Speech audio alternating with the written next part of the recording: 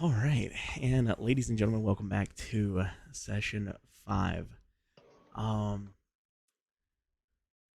where we last left off, everyone is back at the Chateau de Finless or um, Boof's Oasis, where Boof and Mir would be.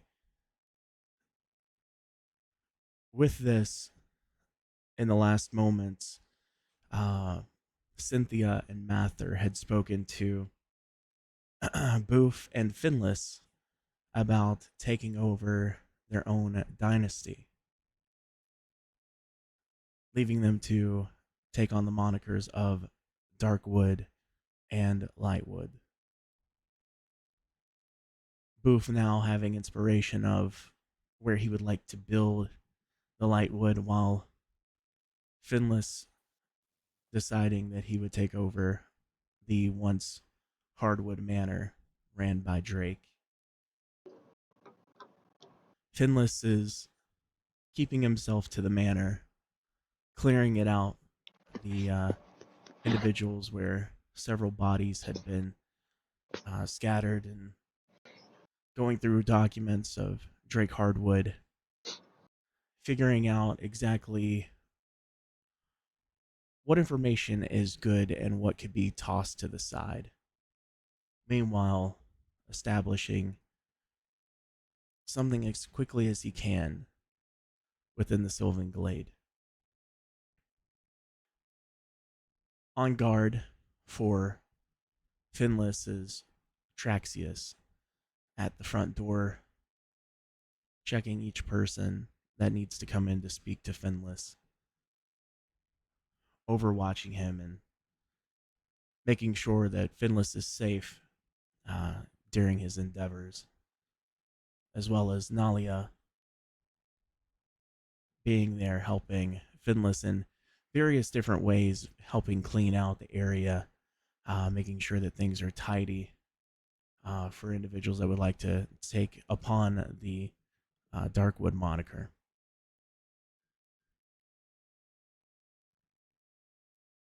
Back at the oasis of Boof, Boof and Mir sound asleep. The birds begin to chirp as sunlight rises and the day begins. Mir, you open your eyes. You haven't had a dream. No thought, no whisper, no guidance. A night of peaceful, somber sleep where you feel fully rested. You look over and see that Boof is sound asleep as well, but those gentle snores making their way out, his ears flopping from side to side.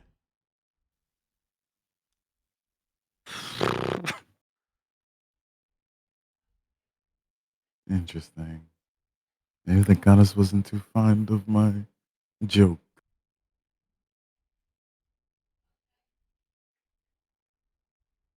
At this point, Boof, you hear the stirrings of Mir, and that slowly begins to wake you as he scurries up and starts getting prepared for the day.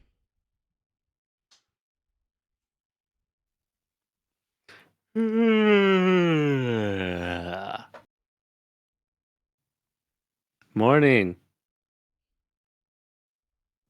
So you're a king now?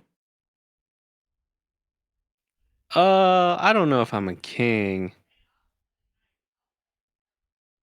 More of more of just like just looking over this new organization of mine, I guess you could say. Just helping contribute to the glade. Hmm. Interesting. He goes back to reading his tome.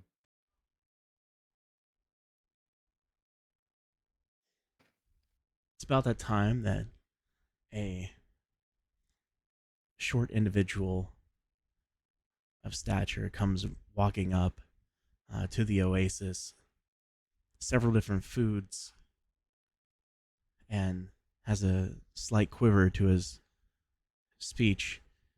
Uh, uh, Miss, Mr. Uh, Light, Lightwood, right? Lightwood. Uh, I ca- and he looks at both of you confused because he doesn't know which one's which. I got you food. And he holds out several baskets uh, full of bread, fruits, various meats, and is waiting for one of you to reach out to take it. Thank you, kind sir. Um, do I know you? No, Mather sent me here to give you your Mr. Lightwood, right? And looks over Yes. at Mir. Okay, Oh, um, Mather sent me here to give you foods and said he would like to speak to you and a few others pretty soon. Mir kind of just looks at Booth, goes to grab the food. He's like, "Oh, how kind of you."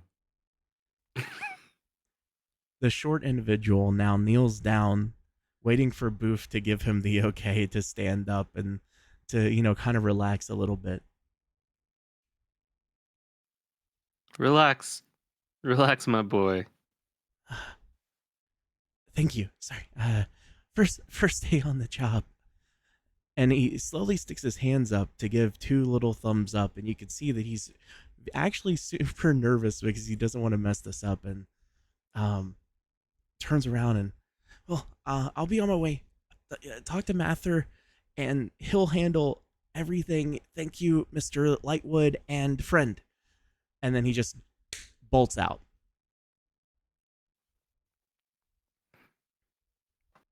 Well, that was Wow, weird. I I guess I'm gonna agree. have to get used to that. And you say you're not a Cool. king. Uh, we'll see. Everything's a little new right now. Interesting. But should we pay a visit to Mather? Sure, why not? You can take whatever food you want, by the way. Oh, I plan to. Okay. As you two make your way out, you can see across the way, Gainsborough is sitting across onto the front steps of Chateau de Finless. He's got a piece of wood in his hand and one of his blades, and he's whittling. And he's just, not really paying too much attention, really taking in the air, the freshness, um, relaxing. You can see it's something that he's doing to just have a moment to himself to a degree.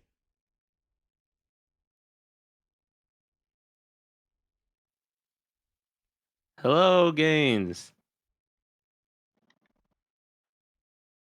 Hey, what's up, fellas? We're just gonna go pay a visit to Mather. How are you doing? I'm just shooting the shit. Mind if I tag along? Not at all. Come along. All right, so Gaines now walking with you guys. He walks past the waterfall that leads to the area where various carriages and all the individuals typically leave their buggies, and then makes his way beside you guys towards the side gate entrance of the main part of the Vale, the city of the Vale. Or excuse me, the Glade. Sorry, not the Vale. At this point, you guys notice that people are chipper. The tone and the happiness of the Glade, the morale overall is at a what you would consider to be an all-time high, Boof, from your time of being around the glade, and then you continue to make your way over.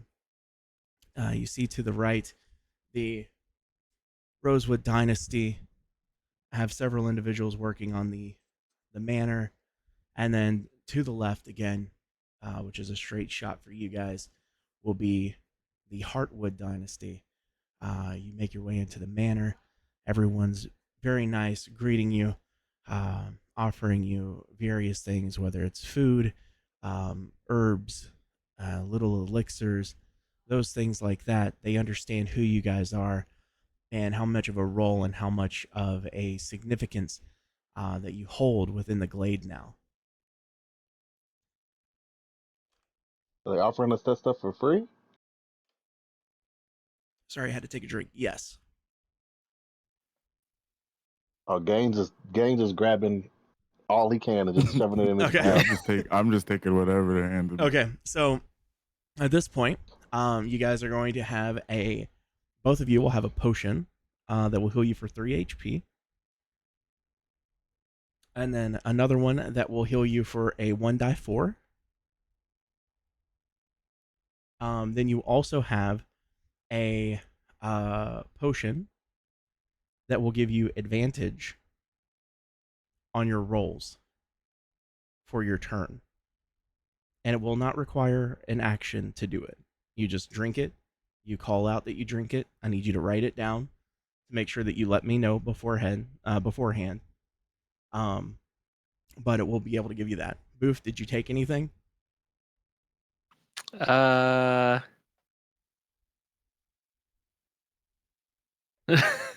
No. I've been Okay. politely declining. Okay. All right. So the boys got everything, and that's fine.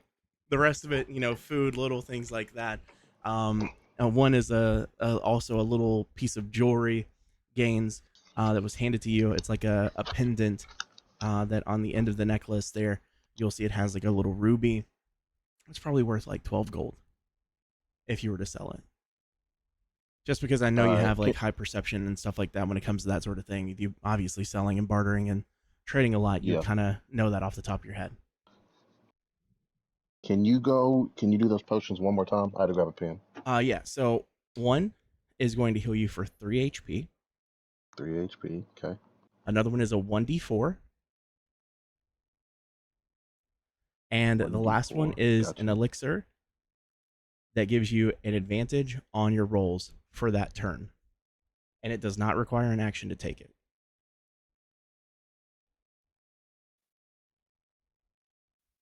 I politely been declining things, but I do ask in general, like, does anyone have any of that handy herb that Mather hands out?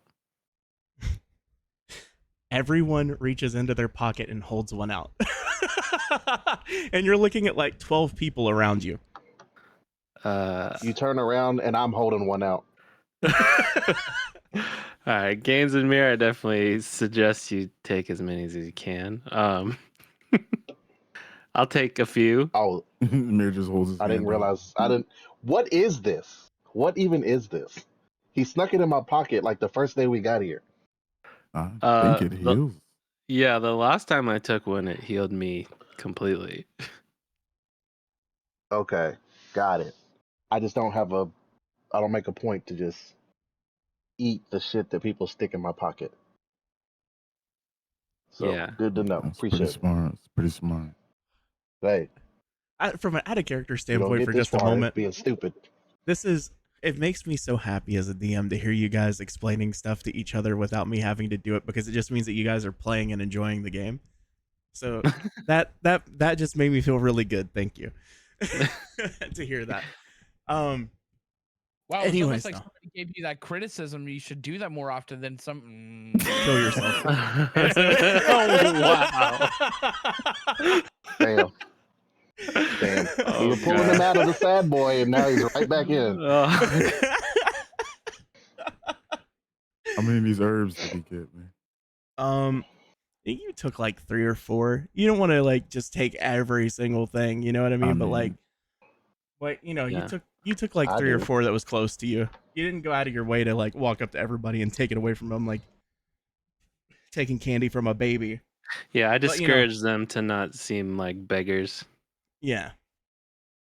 But again, the people around you, you took like 4. 3 or 4. You can choose your number. Bad. And Gaines, same with you as well. Again, you can choose your number. Yeah, I have 5 of them now. They're called math. Same. Same. I'm calling them matherbs. Me too. Wow. Math herbs. I love it, dude. That's so good. I love it. Anyways, though, so as you guys continue to make your way through, you walk past the hall that continues straight down. And because you've been there before, you know that Mathers is his office is towards the middle to the right, and you see the long hallway has that turn. You take it, walk right in, and you see Mather with his back to the door, and he's reading a book, and all you can see is the chair with his ears poking above the chair. But then you can see the book is much bigger than him, and it is laid out to the left and right. But that's about all you can see. Again, is the ears poking up, the big chair on the opposite side of his desk, and then the big book. And he's looking towards the fire.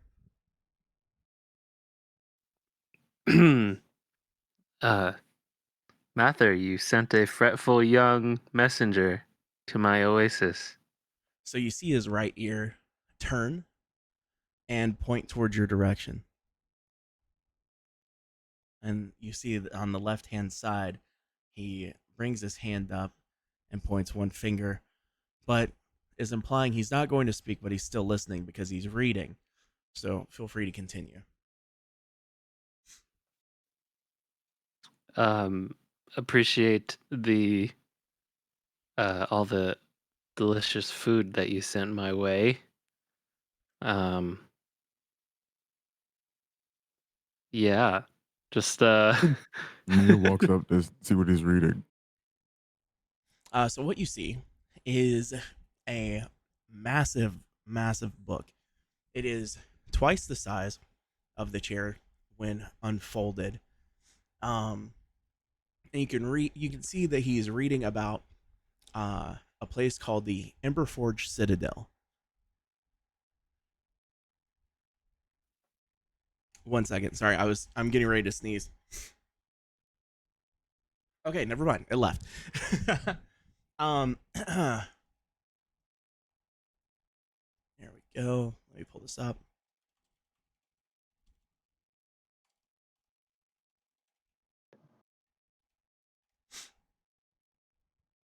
Okay. And now I'm going to read this directly to you because this is what you would read. Bad. Actually, you know what? I'm not. I'm just going to DM this to you. Bad. There we go. 1 second.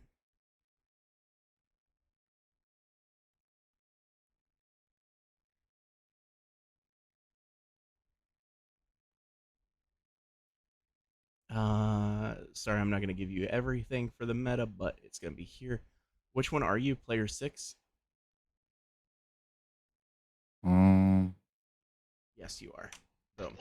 It is now in your one-on-one text resources. I'll let you read that real quick. I'm going to pause the recording so you can read it and then determine if you want to tell the group or not in just a moment.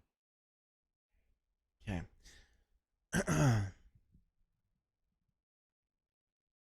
Okay. So, while seeing that, then Mather takes and slams the book,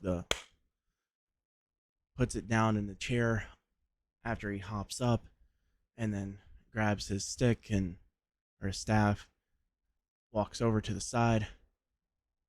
It's good to see you, my boy. I have been reading on some things that I think is quite important to the overall integrity of Eldoria. And I do think that it could be very beneficial if you were to take a trip uh, along with everyone else with you today. I'm listening. There is a great mystery around the city of Duskmere. Have you heard of it? The mystery or the city? The city. Yes, canonically speaking, in my time, I have heard much about it. Hmm.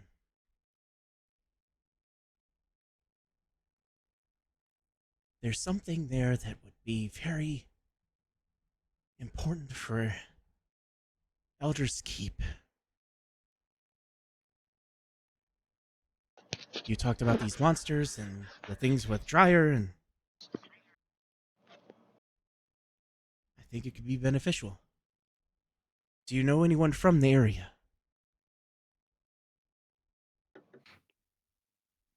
Do I? I don't think I do. Duskmire? Yes. That's not the city in Emberfall that we went to, was it? No, it is not Emberfall. It's okay.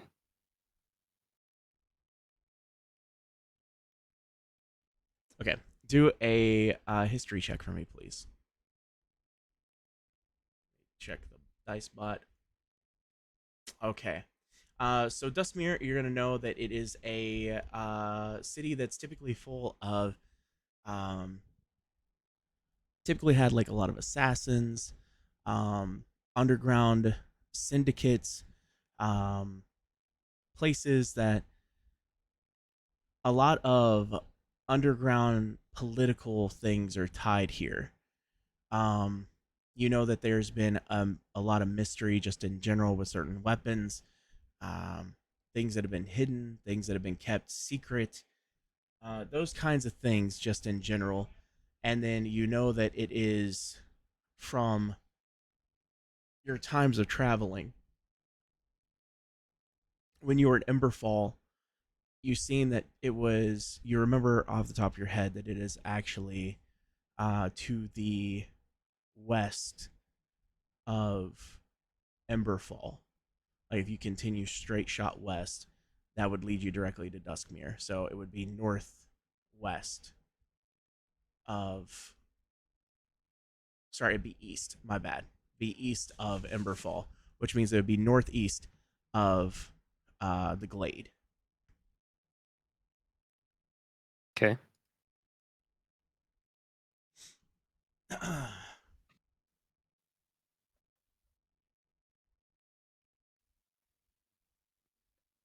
Yes, I have in my time passed through uh the shady city of Duskmire, although my demeanor doesn't agree too much with a place with that kind of dealing, so my exposure has been fairly brief. Right. You essentially need someone to be able to guide you through the area. Um, I'll see if I can potentially scour someone up myself. But it may take a moment. Okay. So, at this point, Mather is going to slowly walk out of the room. He'll close the door behind him. You slowly hear the of the staff becoming more faint and faint as he makes his way down the line. Uh, at this point, the three of you are here. You can converse amongst yourself for a few moments if you would like.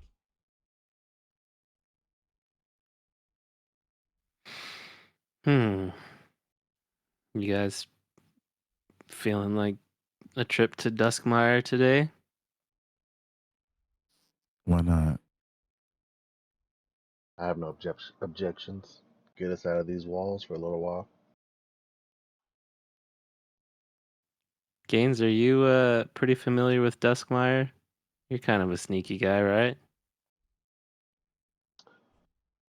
Let me check my backstory. I think I am.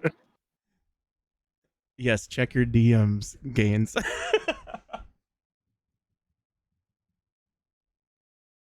Oh, yeah, I know Dustmire. I know Dustmire well. Is it prejudice of me to assume that all rogues are sneaky? Uh, I wouldn't say so. Some are just sneakier than others, I guess. True. Some people sneak in the name of good. Some.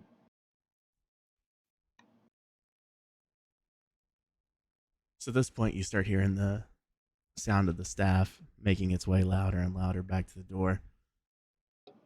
He makes his way in. Right, so unfortunately, I was not able to find anyone that would be able to make the trip to Duskmire today, but what we can do is, And you see he brings his hand up to his chin a little bit and begins to rub it.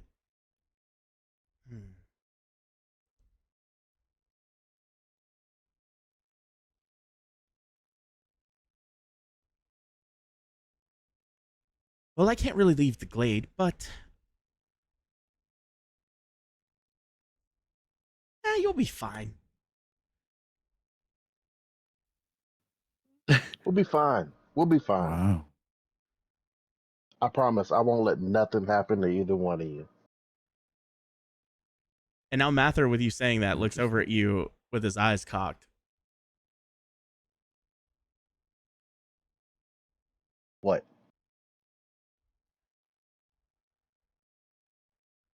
Roll a persuasion or deception for me. And I'm going to do the same right now. All right.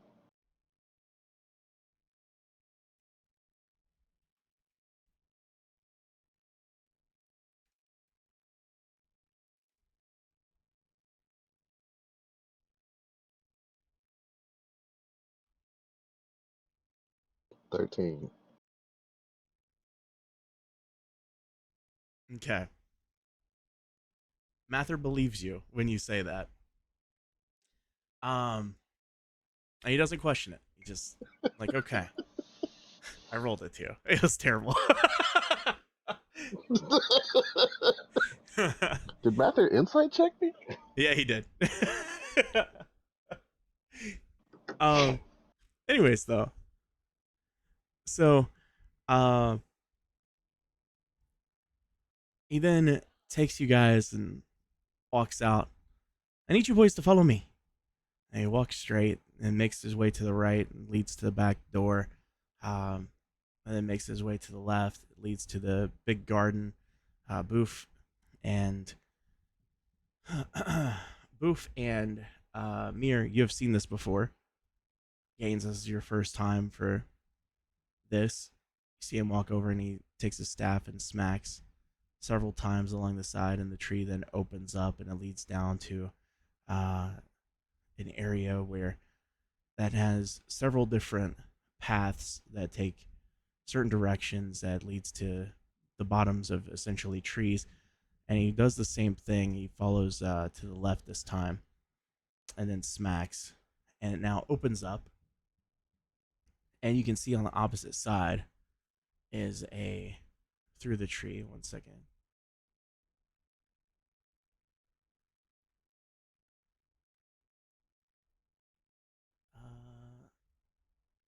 There you guys go.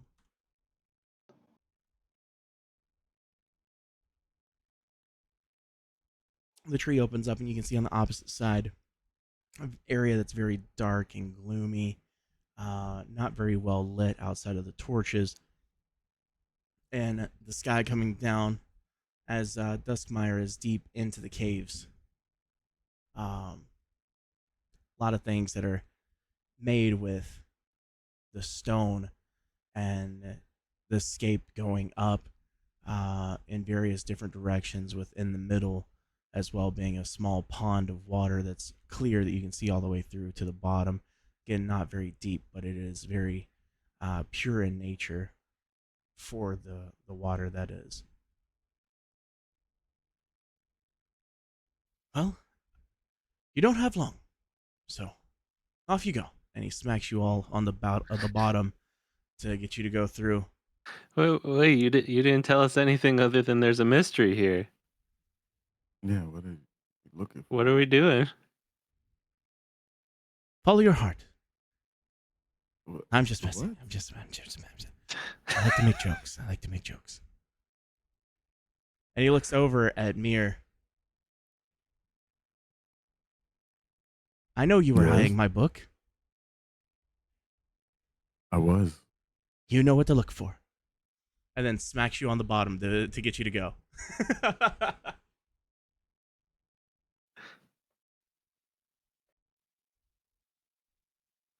I look at Mir. Sure. Well, I trust him. And I walk through. Bro, you guys kill me with how you just trust. So Part of my nature. you just Hey, do. I I know say- one person they will not I trust. saved that man's life. Yeah, Hey, I'm gonna let smacks you them guys go up. first. Okay. But he smacks you guys on the butt.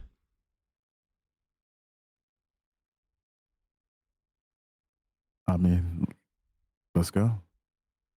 He walks through. I just Remember. stick my hand through first. Oh, Okay. Go ahead. Okay. Remember, the Emberforge Citadel. Am I the only one that heard that since they went through already? No, they would still be able to hear it. Oh. Are y'all good in there? Yeah, we're good. It's safe. Kind of used to the teleportation by now. And then at this point, Mather just takes the bottom of his staff and smacks Gaines in the back a little bit to push him through. And as he falls through, and do a athletics check for me. All right.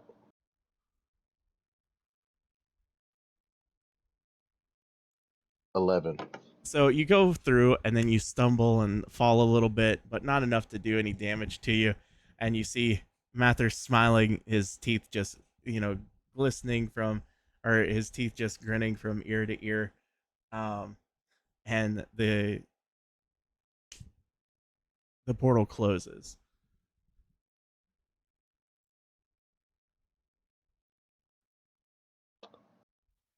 All right, boys. Looks at Mir. What are we Well, looking for? From what I saw in the book, it's like hard to miss. Huge building, gargoyles, courtyards, bridges, all types of fancy stuff. So in a place like this, it should stick out, I would think. That's the Emberforge Citadel that he Yes, mentioned. Yes. Do I we know know exactly any? where that's at. I know exactly where that's Oh. at. Sweet. Oh, well. What's the deal? Are we did that book say anything more about what we should do when we get there, or is it just find it? It just kind of said, hey, this building is kind of great.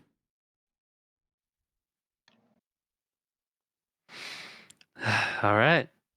That's where we're heading? I guess so. All right, boys. Follow me. Don't stare at nobody too long. Don't touch nothing that's not yours. Yeah. And you should be good. Fair enough. And Gain just takes off walking. Out of character. Do I know where this place is, Craig? Yes. Yeah. Yes. And I'm about to message right. you, bro. That was the greatest out of character question ever. It went from fucking, yeah, I I told know you, exactly let's where go. that's at. Yo, out of character, where the fuck this at, homie? Like, Yeah, I don't have hey, no gang. idea. I'm I lost. need direction.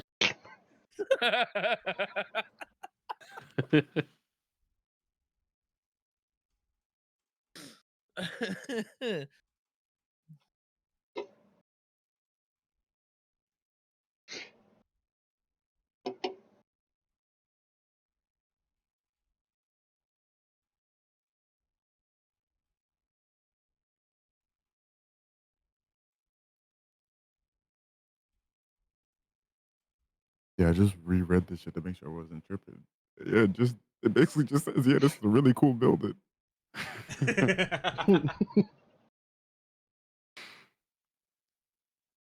Well, wouldn't be the first time that a jolly little bunny friend has just sent us on our way, and it usually Yo. works out. Also, don't tell him I call him little bunny friend behind his back, please. Yeah, I don't think most races don't like that. No, All that's right, how I so refer to everyone.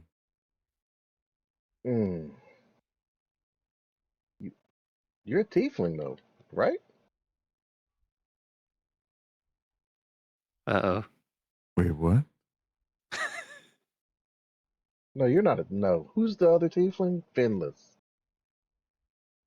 Yeah, Finless is the tiefling. Finless is the tiefling. Yeah, Mir's the Me. is Matt. Asimir. Yeah, Okay. tiefling. Okay. All right, y'all just gonna follow me. If you have any questions along the way, let me know. Don't, like I said, don't speak to nobody. Don't look at nobody. Yeah, we're gonna head this way. Right. See that big spire in the distance? Oh, all right. We're gonna head that way. Keep your guard up. Watch your pockets. And Gaines just takes off strolling. Follows closely. Okay. So at this point, I need all three of you to do a survival.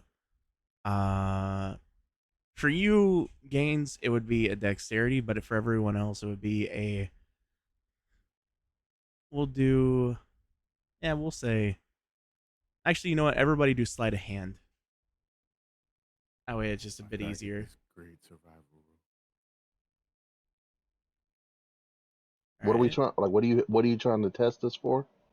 So this is just making sure you don't get pickpocketed along the way. So wouldn't that be perception? Uh, we're gonna do sleight of hand checks. Okay. I rolled a dirty 20. Okay. All right. So as you guys make your way along the path, you get to the spire, which leads to a path going down. You continue down that direction, and you notice that a lot of people seem distracted. They're not really paying too much attention to you. With Gaines telling you guys to mind your business, don't pay attention to people, don't catch their attention for too long, don't stare at them or anything like that. You kind of just seem like you're one of the normal locals to the area, but outside of sticking out with your clothes, the essentially the garments that you wear. Boof, you'd be a little more eccentric, obviously with the color of your fur and everything. But it's not anything too crazy. People don't really question it; they just continue about their business. And this leads down, continuing until you get to a small tunnel, where the tunnel leads. Seems like maybe 200 yards or so. Pretty dark, damp. In this instance, it's really dark and damp, and the torches keep it, for the most part, pretty well lit, but enough where there's moments where you guys are in complete pitch darkness. At this point, now I need you to roll a perception, all three of you. Brow, brow, brow, brow. Ooh, 7. Fuck. Okay. 16. So since you guys are following behind you're following behind Gaines. Gaines is just going on, not paying attention to anything else along the way. With that, Boof, you have these big, boisterous ears. It's able to pick up sounds very easily. And you hear the sounds of an individual moaning. They're yelling out for help. Oh. The individual is, you can hear it just faint, for almost like it's in another room.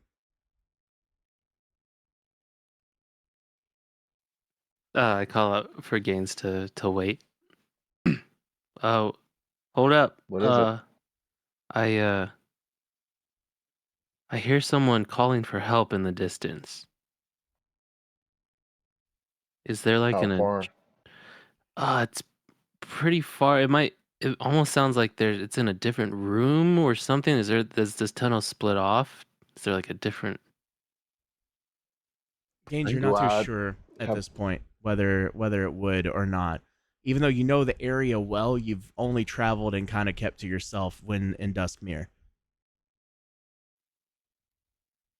okay. I mean, I don't. This isn't my thing. Like, I don't just go out looking to help people. So I kind of mind my own business. All right. Um let's keep going then. And I just keep keep an ear out as we go.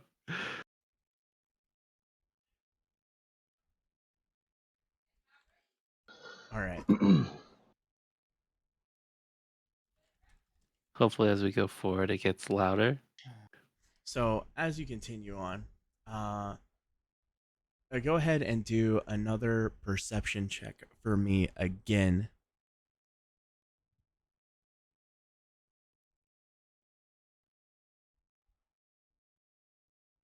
Lord, 7.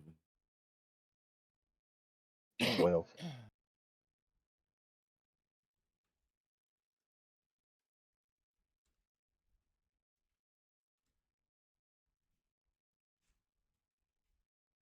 All right. Let's see the rolls here. Okay.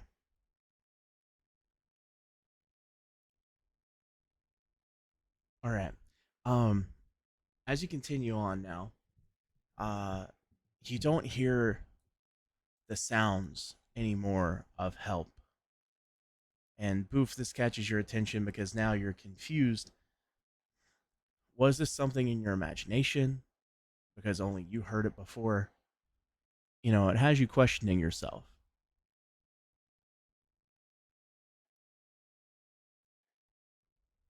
What do you do? Um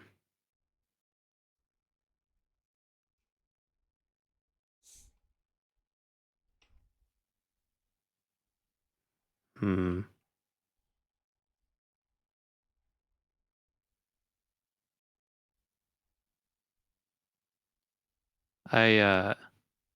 I run back real quick to see if I can hear it again. Like maybe Okay. I just went past it. Do another perception check for me.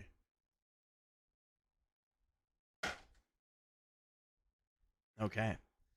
When you run back, you can hear the sounds of a scream for help again. Can I tell if it's coming like ahead in front, like in front or behind me at all? You can't. Where you're at right now, you're just kind of. You can't. Let me rephrase this, actually. So, where you're at, you can tell that it's coming from behind you, but you don't know if it's from the left or right. It's almost like it's echoed off of the tunnel. Uh hey guys, hold up, I hear it again. Somebody really needs help.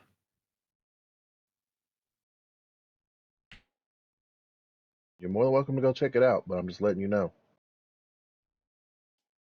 This ain't the place to be poking your nose into other people's business.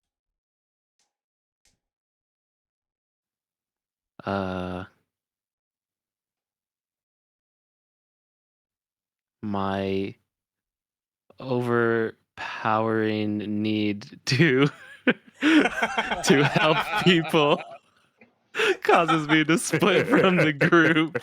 Oh no! Beer's gonna follow Boo. All right, Gaines. I'm gonna sit at the entrance and wait and listen. Okay, so you're standing now where they're at. Like you said it's like echoing from like down a tunnel, right? Is what you said? Yeah, you can hear the echoes from the tunnel. You can't tell where it's coming from, but you know that it's in the tunnel. Okay, so I'm gonna go to the edge of the tunnel and like lean up against the wall and just wait for them there while they go investigating this noise. Okay. Cool. All right. Boof, what do you do? Yeah, so we're assuming that we've already backtracked some. Yes. Yeah, I just try to I perk my ears up and kind of point them around like a radar trying to to zero in on it. Okay. Give me another perception check. Boo. All right. Mir, give me a perception check.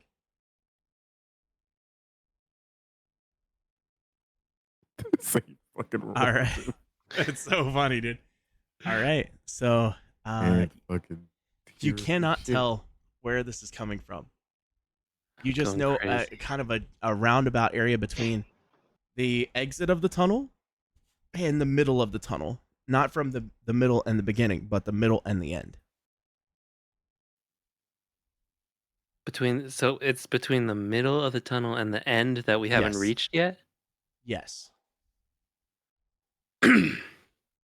Okay, we go back in.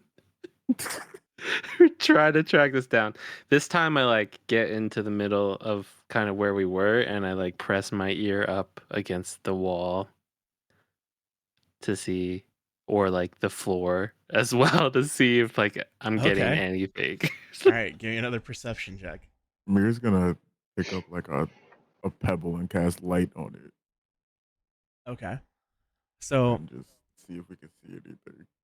gotcha. All right. And what's the distance of light for that? 20 feet.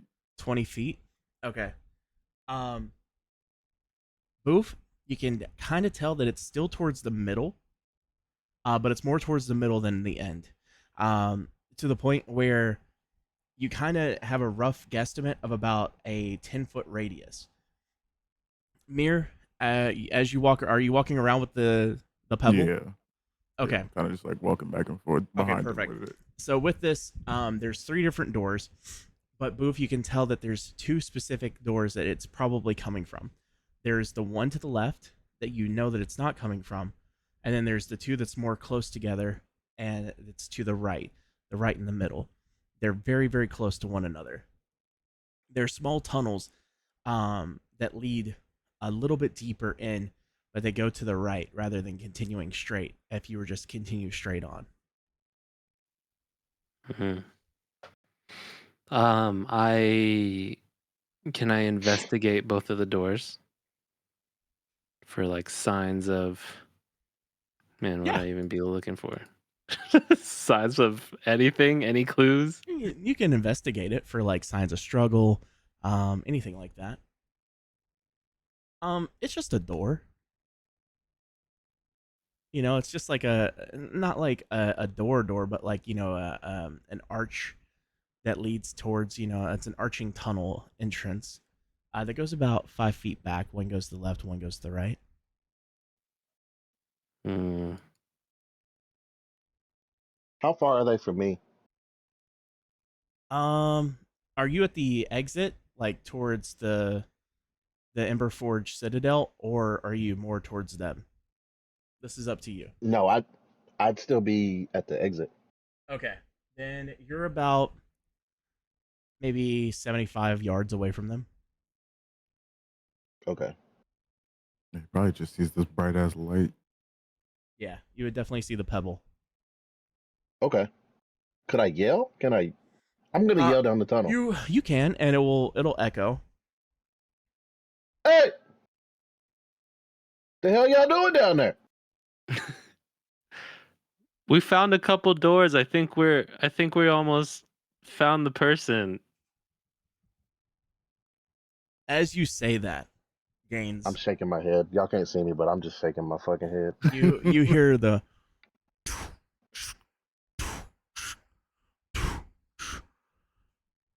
what's going on over here?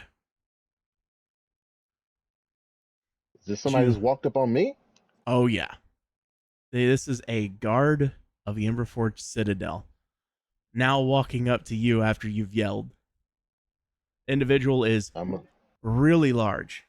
This individual is an orc that stands about 6'8", very large, very, very, very large. Hands could crush your head if you wanted to. He's dressed up in Duskmere gear, as you can see. It has the emblem on the left side of his chest, and he inquires with you. What's Does he have a going badge on or over anything here? on? Huh? Does he have a badge or anything on? Like You can see the Duskmere emblem on his chest. like his And you know, like, Okay. obviously being from there, you know that he's one of the guards. like a name tag or anything? No, no name tags. This isn't All Costco. right. Has got any So I'm rotisserie gonna chicken? I'm slowly gonna turn around. Oh. How do you do, officer? What can I do for you? Not an officer. Guard. Guard. And he smacks his Right. chest. My bad. Me, guard. The best guard. You know what? Do a persuasion check on that. All right.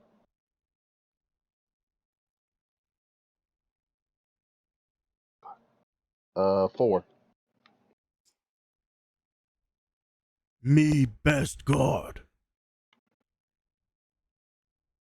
Yep. Can we hear this? No. Okay.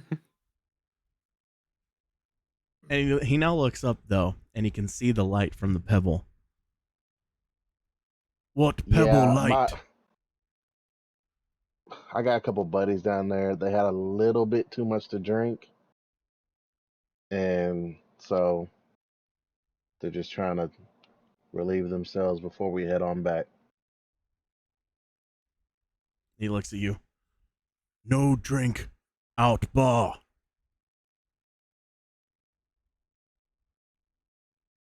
In Duskmere? He nods. Since when? That's probably the least illegal thing that happens here. He now smacks his chest again in front of you. Me, best guard.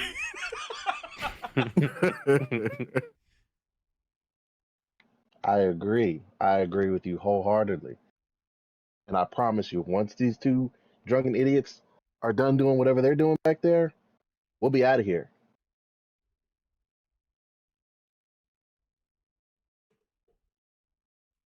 Do another persuasion check for me.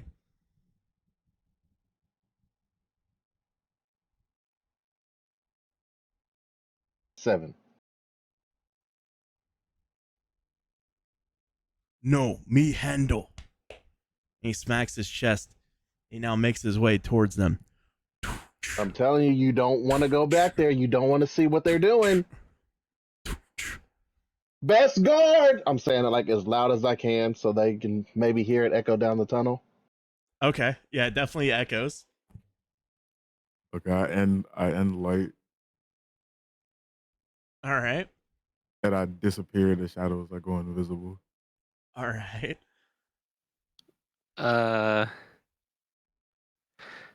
I use disguise self. Okay. Oh shoot.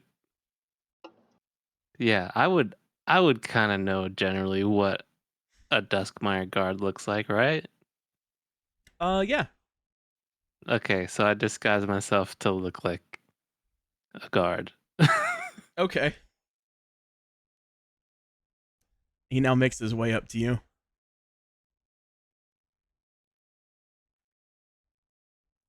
You handle.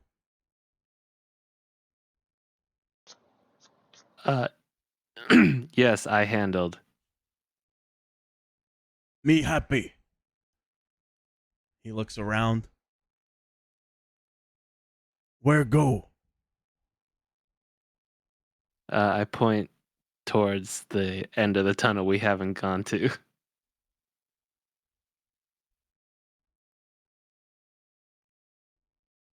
That way. Yes. Too long walk. Me go back. And then you hear the.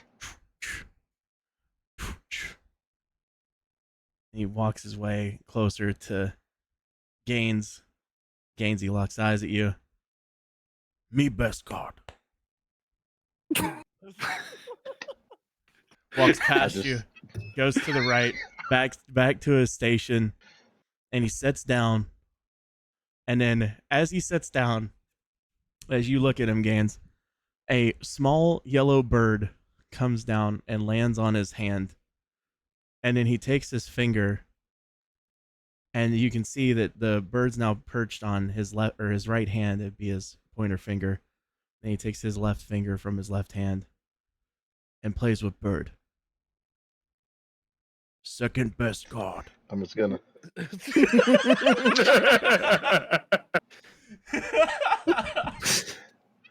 I'm gonna. So as I see that, I'm just gonna mouth to myself, "You big beautiful idiot," and slowly, I'm gonna walk into the tunnel and go find Mir and Booth. That's when he puts his hand on your shoulder. Me can read lips.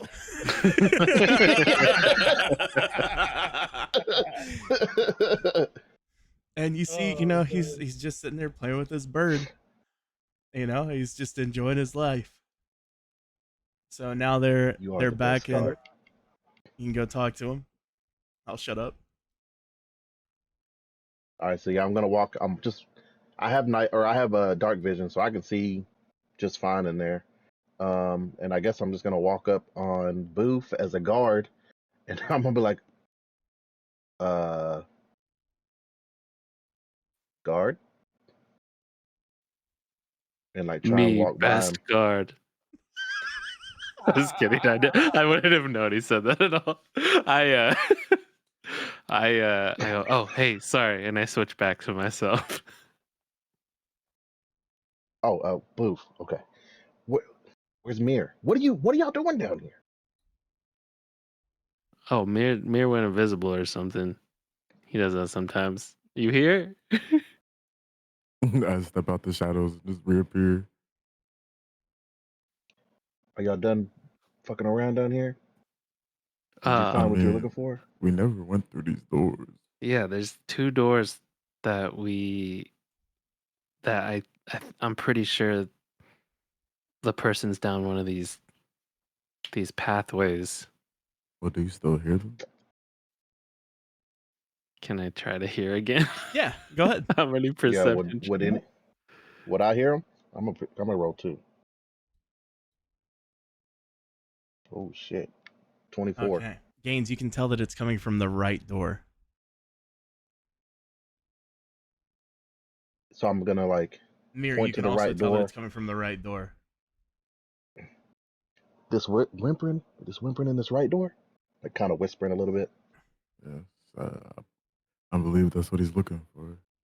You can hear again. Why? Oh, please. Help. Oh my god. Somebody. Are y'all really doing this? Fuck it, we ball. Pathetic. I must help someone in need. We'll walk through the door. Okay. I'm gonna Yeah, hang at the door. I'm gonna cast light on another pebble. I'm gonna flick it into the room. So it's gonna be a dark hallway. Then you go to the right. You can see that there's a little bit of light from a torch. And when you turn to the right and look inside, there is 2 contraptions. And with that, there's 2 individuals. One is his arms are outstretched, his legs are outstretched as well. Almost as if doing a, what is that pose? It's kind of like a T pose, but having the legs spread. You know what I mean? Like the Doing like Ramsey a star. Boltons. You know? Mm. They look like a star. Vitruvian man. Yeah, there you go. And that individual looks to have been beaten and has been lashed. His eye is swollen, and you can see that he has several teeth that are missing, some that are cracked, blood coming out from his mouth, and his face is swollen like a baseball. On the other side, there is an individual that is also in the same contraption. He has been beaten, but not nearly as badly. He is stoic in his face. He is looking at you guys as if you are the ones that are about to beat him next. He looks defiant. But even more so, he looks angry. You better Either of them fucking look kill familiar? me. 2 people spoke at the same time and one just went hard. What happened? You better I just asked if either one. Oh, go ahead. fucking kill me. Are either of them look familiar to me?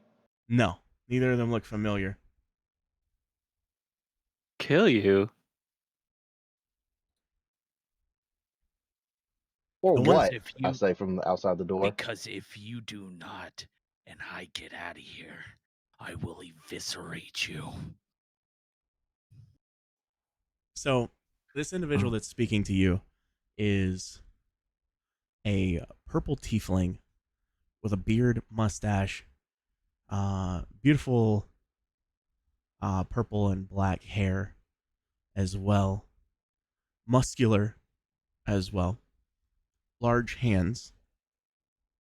Can tell that he is very physical and means what he says.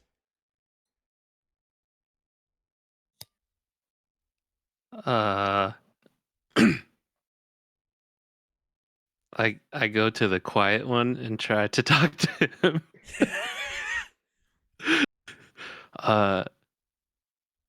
I speak to both of them though as I get closer to the quiet one. It's like, we're only here to help. Please help me. What? Pete. How did you guys get in here?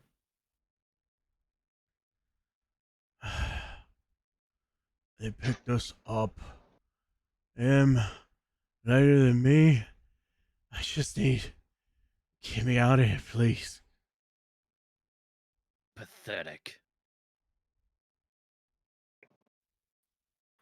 What are your names?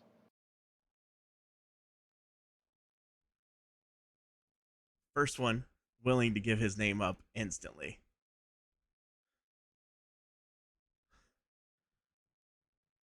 Rurik. Oh, yours.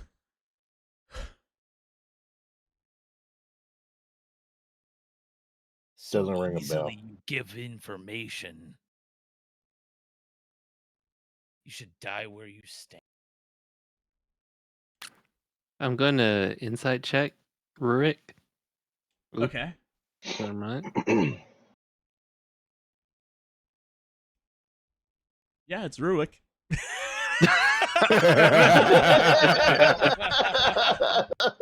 Okay. It is.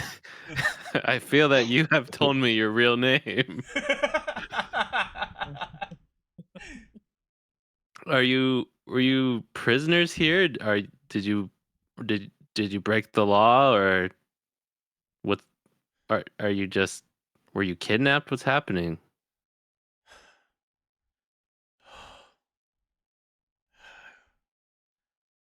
You see he's starting to fade a little bit. He's been beaten up really badly. Kidnapped. You see his head falls down now. Can I get him out of the contraption? I'm gonna feed him one of my herbs. Actually, I'm not gonna feed him one of my herbs. I'm gonna take one of the math herbs. I'm gonna take one of the math herbs out of my bag, Uh-huh. and I'm gonna say, "Hey, Boof, give him one of these," and I'm gonna just toss it in the room. But I'm staying by the door. Okay, I pick it up and shove it in his mouth. Okay. You shove it in his mouth. The herb begins to, you can see inside of his mouth as it actually, hey, Gaines, I need you to do a 1-3 die. Just roll a 1-1-3, 1d3. This is very important, mind you. I don't know if I got a D4, 6, 8. I don't have a D3 on D&D Beyond. Can you type it in chat? Let me see if I can find one. Just Can you? That's a good idea. Well, or you could just roll the die 6 and then divide it by 2. Yeah, that works too. Just do a 1d6 and then we'll divide by 2. Bet. Thank you for that, Porkins. Appreciate it. No problem. All right, Okay. so 2. Okay. All right. So you see that this red in color herb goes into his mouth. You now see red begins to pulse across his skin. The red can. How fast is this happening? In real time, it takes like maybe 3-4 seconds. You start to see that. You see that his skin is starting, to become, a lot better, lot less bruised, and everything, and it begins to pulsate around his body. The aura overtakes his body. Now he's glowing a little bit of red, and then you see he starts to laugh a little bit. Oh, this is good. Oh, this is really good. And he then takes, and you hear like his back pop as he leans his chest forward. And then he brings his arms forward and snaps himself out of the contraption, reaches down, and then pulls the straps off as well around his ankles. Oh, that's really good. I'm going to draw my daggers. You better let me out now. You You said you was gonna kill us, buddy. Can I do detect good and evil? Yeah. Okay, I'm gonna cast that then. Okay. Can you read that to me real quick? Because I don't remember exactly what it does. For the duration, if if there is an aberration, celestial, elemental, fey, fiend, or undead within 30 feet of you, as well as the creature is located. Similarly, if there's a place or object within 30 feet of you that has been magically consecrated or desecrated.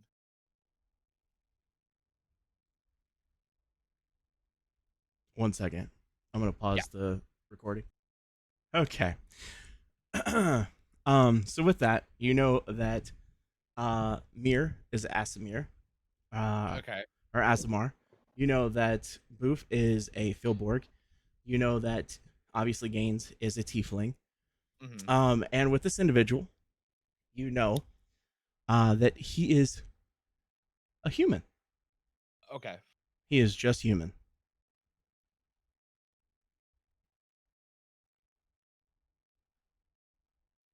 Again, though, he still says, "If you're here to help, you better let me go." We're gonna need a little bit more from you. Yeah, you want to try again without the threats? What kind of straps are holding me in, by the way? So these straps are essentially a mixture of iron and steel. Okay. That are bolted down. And on the other side would be a second one there. But again, in this moment, he had the math herb. Gotcha. So, he was able to do that.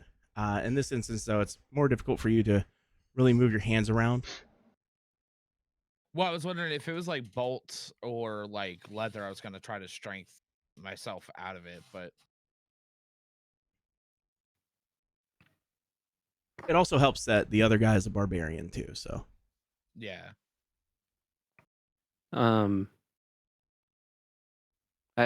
Rurik, do you know this guy, this other guy that's strapped up? Is he gonna maim us the second we let him out? All I know is That's what he he's an said. edgy cunt and he doesn't shut up. You're one to talk screaming for help like a little whelp. He ain't said shit to us. I mean, he threatened to kill us as soon as we walked in the door. Yeah, which isn't very Well, conducive of help. Considering every person who's walked through that door has tried to beat me, you can kind of understand why I've thought that. But you're doubling down. I walk over to him and very sincerely say, I promise you I'm not here to hurt you. Can you promise you will not hurt us if I help you out? Give me no reason. There won't be harm. I say we leave him. I don't think we'll give him a reason, personally. So, as this is I know happening, I won't. as this is happening, though, I need everybody to do a perception check. That includes you as well, Porkins.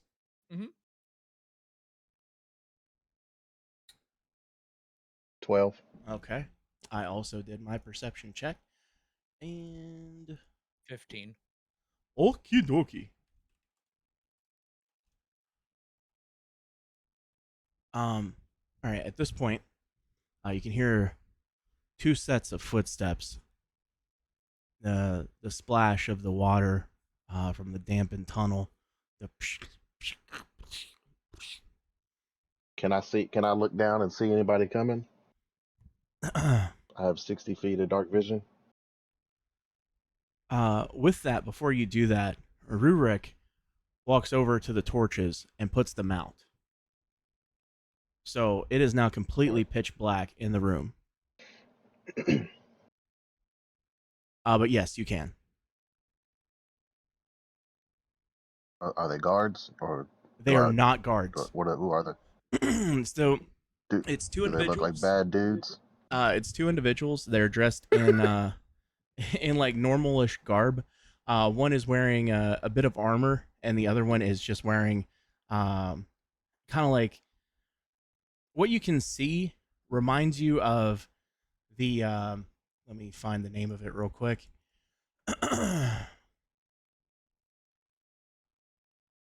Of Thorn's fists. Thorn's fist? What is that? Yeah. One would be a member of Thorn's fist. Oh, got you. Yeah. You recognize one as a member of Thorn's fist, and the other one is just, you see that he's got like, armor on and stuff. What is Thorn's fist? So when you look at it, you would know that it's essentially one of the like an assassin's syndicate, Okay. like like a guild essentially for assassins. One of the guilds of Dustmire. Got you. Yes. Got you.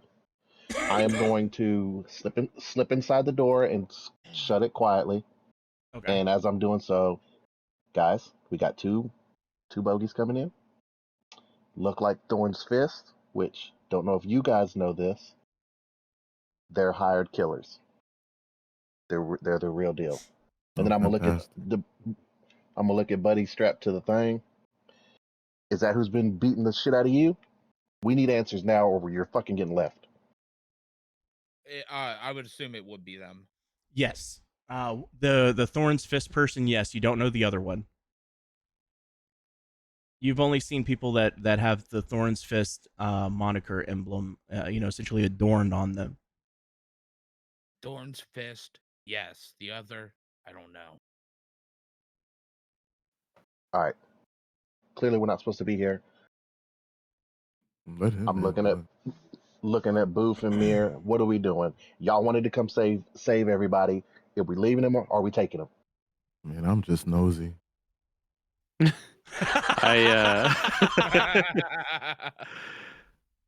I try to break them out as fast as I can. You're just gonna step into the shadows, just go invisible.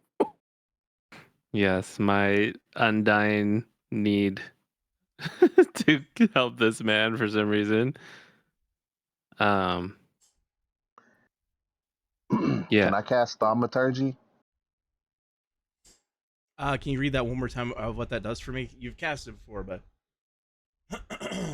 So you manifest a minor wonder, a sign of supernatural power within range. With the range is 30 feet. So I can do something like my voice booms up to three times as loud as normal. I can cause flames to flicker. I can cause harmless tremors. I can do your thing, homie. All right, so I want to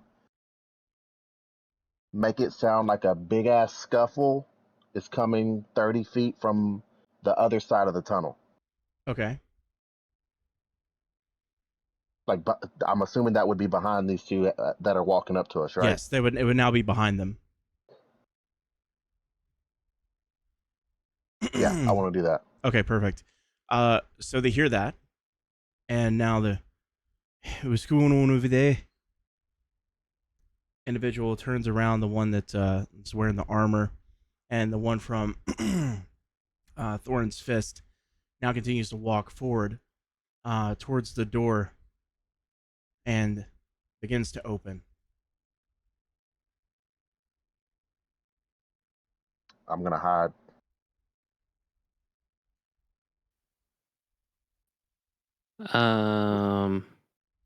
Oh, so he's at the door?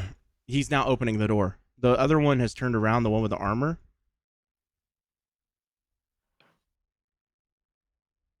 Can I cast Thorn Whip on the dude's like the shackles and try to break them open? You can. However, that will do damage to him when it hits him. As the door's opening, I'm gonna duck to the corner, like I guess if the door's like a inward-outward swinging door, I'm just gonna duck to the right corner of the door. And as I'm ducking out, I'm gonna be like, hide. Is this room is there just like a wall that I can By the way, hide if you against? check Gen Chat, that is the emblem of Thorn's Fist for you guys. Metal. Yeah, is there like a the shape of the room, is there like a wall I can like lean up against or something so that when he walks in he wouldn't see me immediately? So you can try. But you're very large. Well, I have hidden step, which would Okay. General give me like a 6-second invisibility. I don't know. Yeah, go ahead. Mir's gonna quickly ask, "Do you want me to kill whoever comes in?"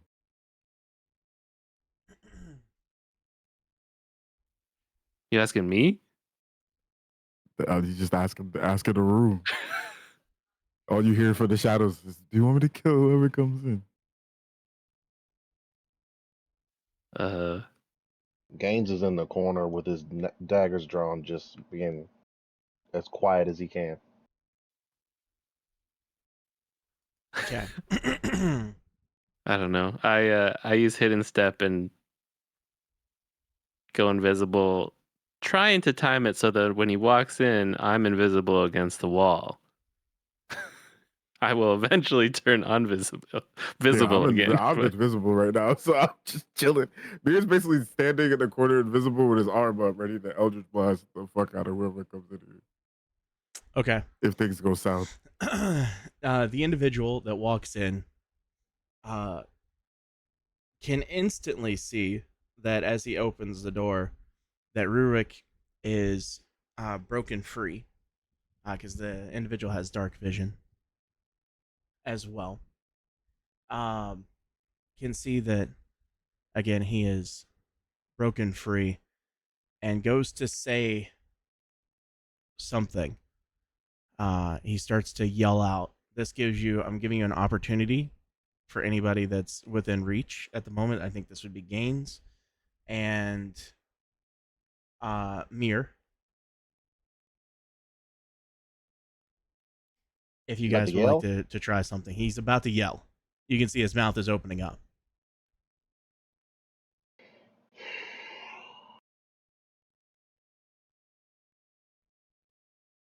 I'm gonna stab it. All right. Roll for the strike. Actually, you know what? I'm not gonna stab him. I'm just chilling in the corner. Okay. Yeah, I'm just. Has he walked in the room? He has now walked in the room, yes. And he sees Can Rurik. I slip out behind him without him seeing me? Yeah, roll a stealth for me. Fuck. Come on, baby, don't fail me now. Let's fucking go. Dirty 21.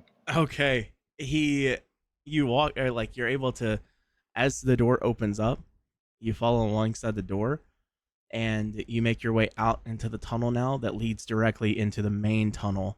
So you're in the secondary tunnel that leads to the main one that would go to Emperforge Citadel. Now, as this is happening, Rurik is juiced at the moment.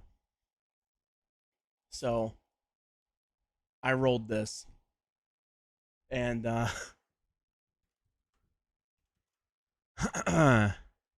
is kind of perfect for this instance.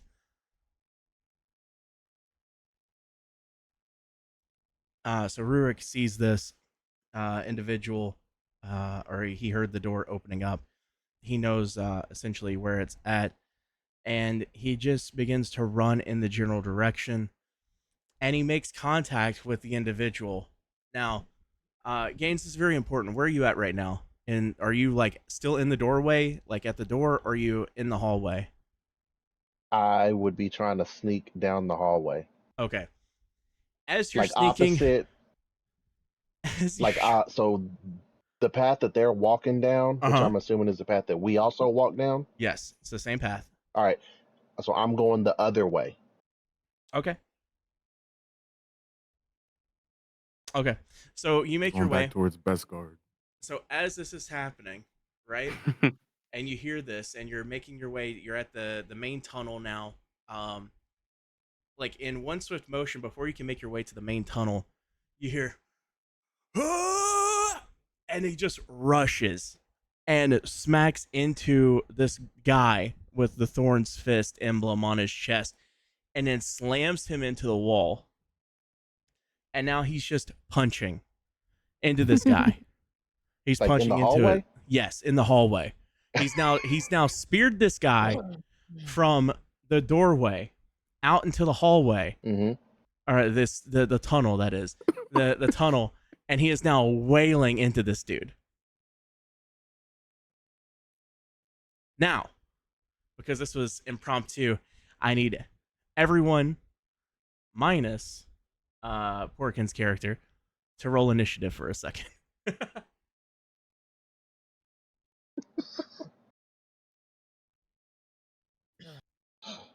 Wow. All right. I'm really enjoying being invisible, I guess. Fucking All right. Wow. You Man got does some not want terrible to- rolls. All right. And then we all about to watch this man get killed.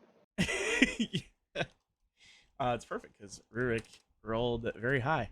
So Rurik rushes forward and spears this man into the wall and then begins to punch him into his sides. Boom, boom. Super crushing blows. You can hear from where you're at, Boof and Mir, and I'm not going to say your character's name yet. I mean, I should be able to see it because I'm standing like right in line with the door. I'm just You also, invisible. do you still have the pebble that has light on, or did you turn it off? Nah, I turned it off. Okay, perfect. But I have dark vision. Okay, perfect. You see and you can hear obviously the spear into the wall, but then you hear the cracking of this man's ribs as he is punching in. And then he takes a step back and you see one punch to the left, one punch to the right as he's a southpaw, just boom, boom into the cheeks. I'll roll the damage real quick here because they both definitely hit. Oh, I thought you were about to say killed him. I was like, what the fuck? And all right. So the individual now at this point, you can see he's crunched over and he is not doing good. Blood pouring out of his mouth already. He looks half dead. It would almost be a mercy to just kill this man right now. Because of what Rurik has done and what you guys did with the with the math herb. This individual is laying, or like not laying there, but like slumped over, and Rurik is just standing there getting ready to punch again. With that, Boof, you're up, and Gaines, you're on deck. I walk into range where I could see him, Okay. and how many feet away do you think he is? From you right now, he's about 20 feet. But the thing is do you have any vision? Because this is a pitch black room. I technically this character does have dark vision. Okay. Um, Okay, so you're fine, and he but would that see was all something this. from our other campaign. But okay. Then I see this poor slumped over man and try to end his suffering, I guess. And I All right. cast frostbite, Okay. which is, let's see. So he needs to make a con save. Okay. Con's the con? 15. Okay, he fails. So then the damage.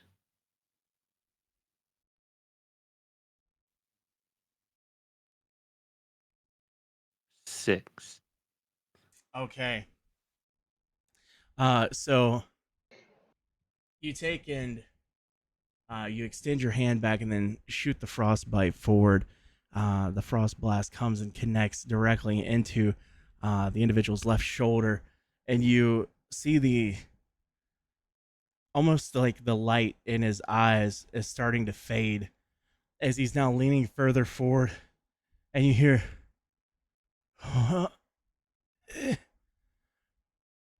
and now blood's starting to come out of his mouth, and he's looking around the room.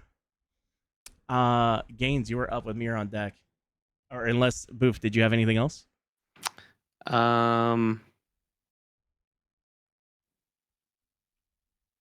No. Okay. Gaines, you were up, and Mir, you're on deck. Also, for the first time, just want to say this since my character is not in combat. For the first time, he actually has a smile on his face. Mm. So Gaines was trying to sneak down the hallway, and I heard the commotion from the Goldberg spear. So he just turns around Goldberg. and sees all the commotion. He's just like, I'm my own business. I'm my own fucking business. So he's gonna. Can I see past them, like down the hallway? Like, is that Yes, other guy? Did he you hear the can now yell? see that he is now coming in that direction. He has a sword in hand, All right. and he is holding it with both hands. It's a great sword.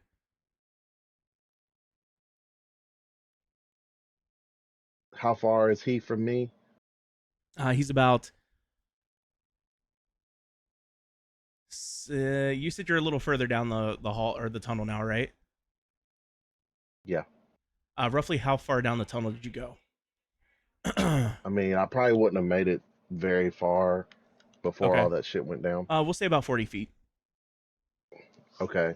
Yeah. He's 40 feet from me. How far is he from I can't remember the dude's name. The guy that I Rurik. gave the magic Rurik. to. Rurik. Yeah. How far from Rurik is he? He's about 20 feet away from Rurik now. All right. I'm gonna go. I'm gonna reach into my bag, and I'm gonna pull out all of my ball bearings, Okay. and I'm gonna run towards them about 10 to 15 feet, and then I'm gonna throw all my ball bearings down the tunnel to try Okay. and make a trip hazard. Gotcha. And I'm hoping this dude doesn't have dark vision, so he doesn't see him. Okay. Do I know what race this dude is? By looking at him, yes, you do. He is a tiefling. Fuck. All right. All right, let me retcon that then. I'm just gonna run up since he's a tiefling, I'm just gonna run up my full 30 feet of movement. Okay. Like I just heard all the commotion as well, and I'm gonna be like, brother, what's going on? But I'm talking to the tiefling, not to the guys fighting. Okay. So, as this is happening, you now get Rurik's attention. Rurik he looks over at you confused, and No, I'm not talking to Rurik. I'm talking to the no, other guy. I know, but that's Rurik running up thinks to you're him. talking to him. Oh, Yeah. got you. Yeah. Rurik thinks you're talking to him, so he now looks in your direction. And is that your go?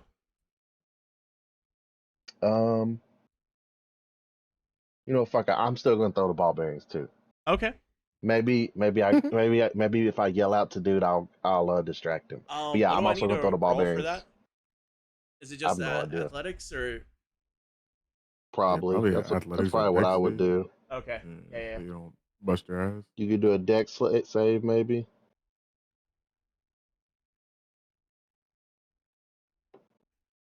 Okay.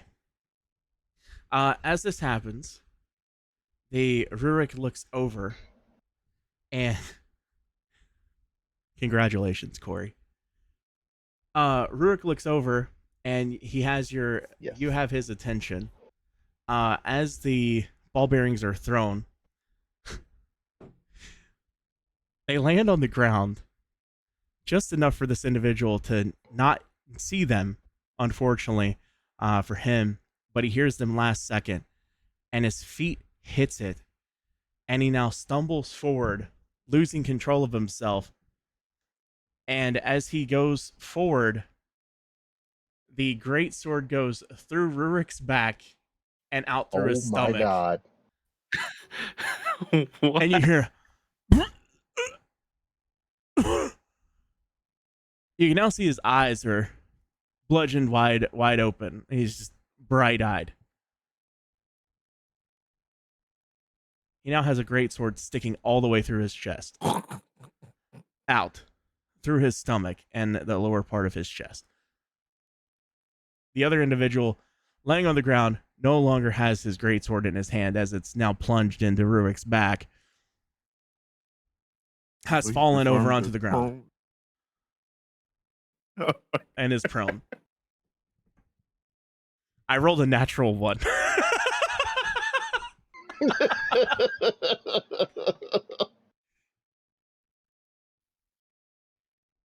That's my turn.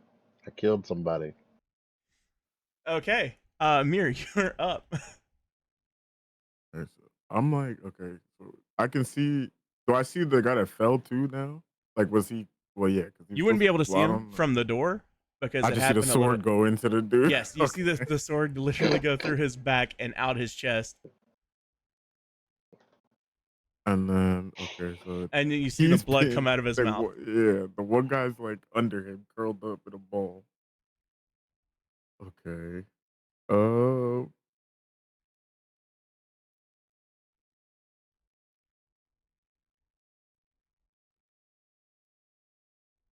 I'm weighing Mir's indifference and bloodlust right now.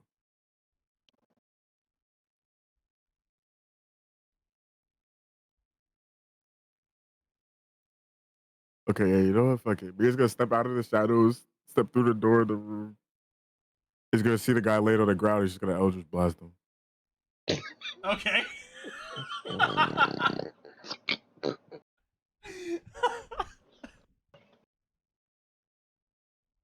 Okay, 1 second. It's with advantage, right? Because he's prone. Yes, he is prone. It's with advantage. Is it a ranged attack?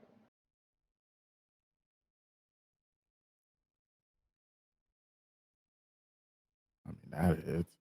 Oh yeah, 100% that hits. First one hits. All right. Well, it's 2 Yeah. beams, so let's see what the second one does.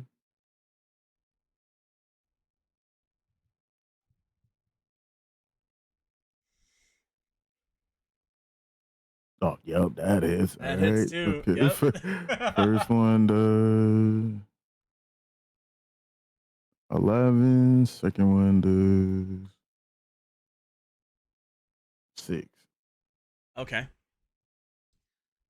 So Mir, you walk out of the room and you shoot the Eldritch Blast at this man that's now laying on the ground prone, missing his greatsword after he's fallen on these ball bearings that Gaines have thrown, thinking that he's Finless 2.0, and shoots the Eldritch Blast directly into his back. 1, 2, just individual gets hit and falls slightly forward, gives up a little bit, and it looks up in your direction. And is that your turn? I'm just gonna step back into the shadows and disappear again. Okay. So Is your invisibility spell a cantrip? No, it's just a trait. Like anytime I'm in a dim or dark that's area, I sick. could just go invisible. That's so crazy. with that, the individual who is now against the wall is going to try to shove Rurik out of the way, and that is a absolute fail of a 3, so he does not push him, and that's going to be his turn. Damn, he about to get them hands. He about to get them hands. The other he killed my individual man with a sword in his chest. That's crazy.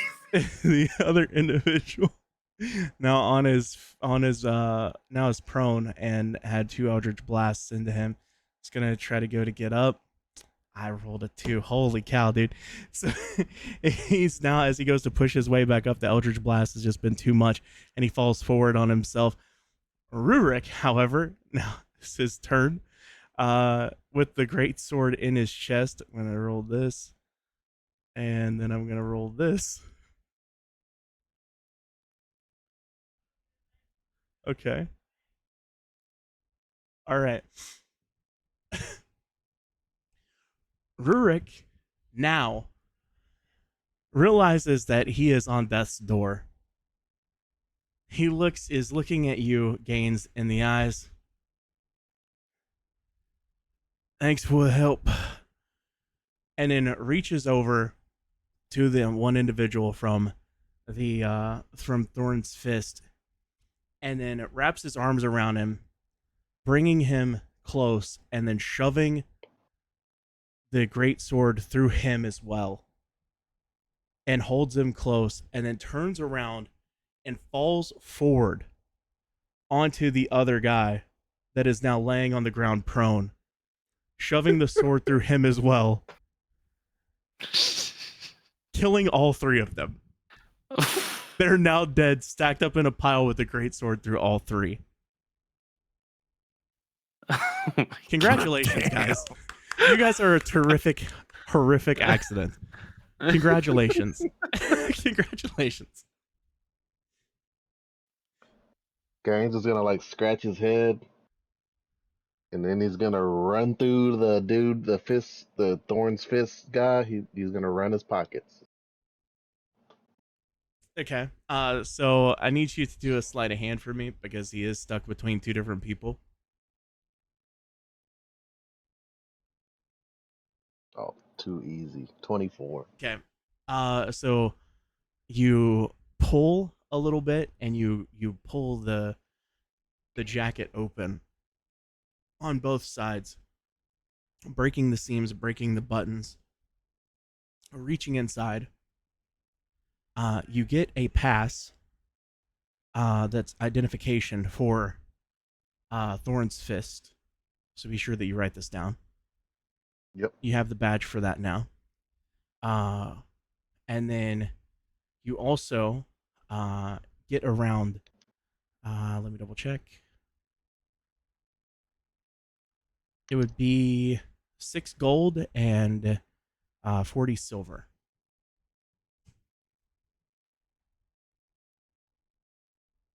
Okay.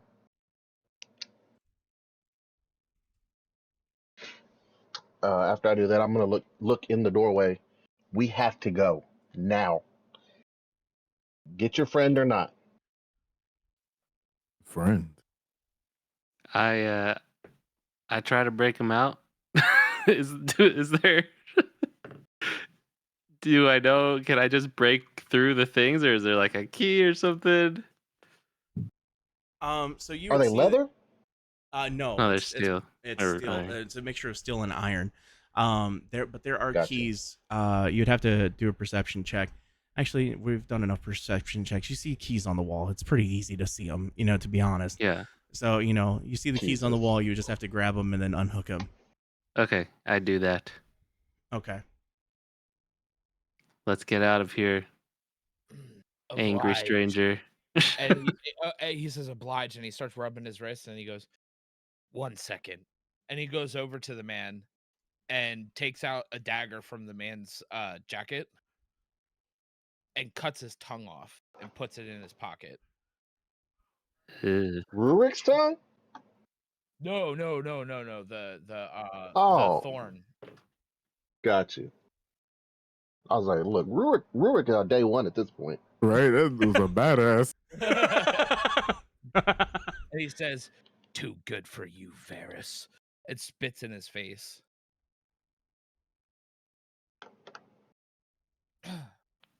Were my belongings like on a table or like a chest or something? Yes, all of your belongings would have been over onto the side, thrown into a corner. All right, so I grab my axe and I grab my backpack with all my other gear. You in have it. no money. He wouldn't really keep much anyway, so that's no big deal. All right. I just yeah, I think we're just running out with following Gaines at this point. Yeah. Assuming, yeah. I agree. We should get out of here before more show up. Oh, we're going deeper. Deeper it is. Are we done taking field trips? For now. All right, Gaines walks out the door. He looks to the right towards where the best guard is. And then he looks to the left towards towards the forge, and he takes off running towards the forge. So when you look over at you look at the best guard, you see that he is just big smile on his face, this orc, as he's still playing with his bird. And you hear a little song.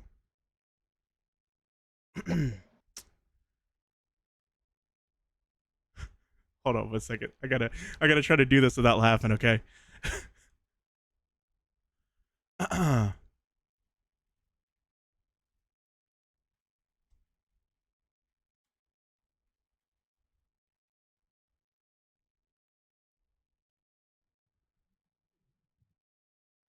Little yellow bird, high in the sky, flying so gracefully way up high. Through the clouds, it soars without a care. Little yellow bird, so light, so fair.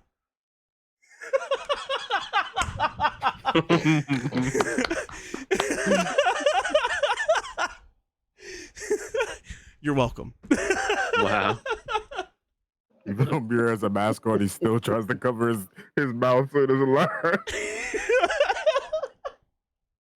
What a beautiful imbecile. Now can we go? Oh, Gaines is done. He's still running. Yeah, I'm following Gaines. Yeah, All right. take Here's over. your here's what the Citadel looks like, by the way, guys. Damn.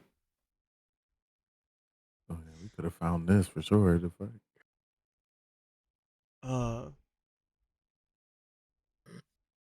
All right. So Gaines, do you want to continue, or do you need me to take over from there? I'll let you take over for now. Gotcha. Okay. So you guys run directly straight up the stairs, leading into the main part of the Citadel. It's a very open room. You can see lots of torches lighting the area. Very open space. Lots of room to move around. Individuals walking by that are very. They seem like they're very focused on their job more so than anything else around. As you continue into it a little bit, you'll see an individual that's going to be at almost like a welcoming desk to a degree, where it's just essentially an individual that's sitting there staring at you guys as you walk in, and you hear him just.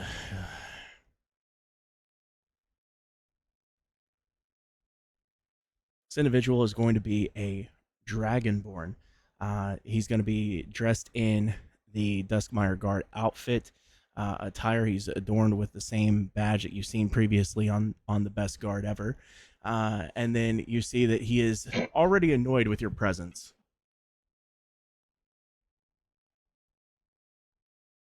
Officer, I'm gonna look at Mir like I don't know where to go from here. He just looks at you.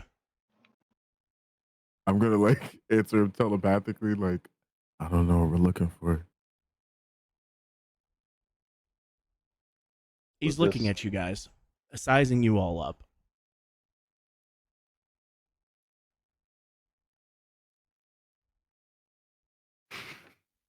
I step forward and say, "Hello, good sir. Mather of the Sylvan Glade sent us."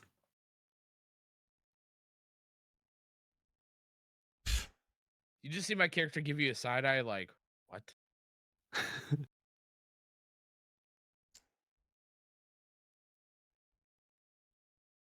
It's good to see you there, lad.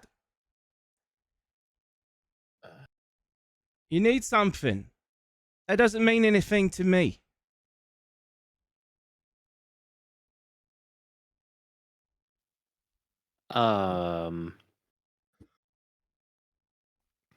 Well, I guess to further expound upon that,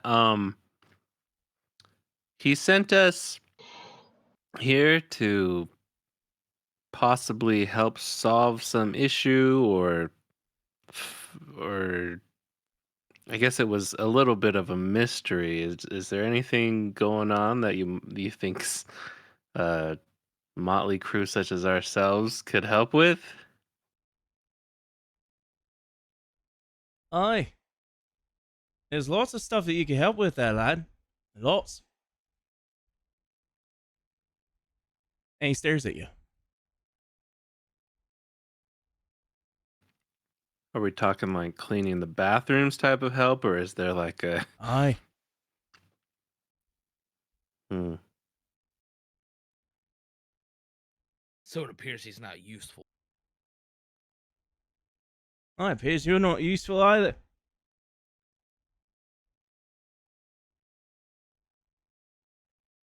He just Would I have chokes any on idea his, why?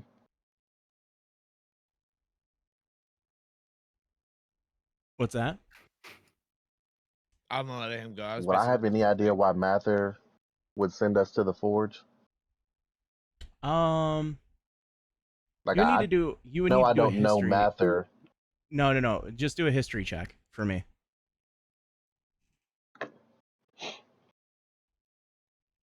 Yeah, like you said, I would know, but all I read from the book is that the place looks cool. I rolled a 17. Okay.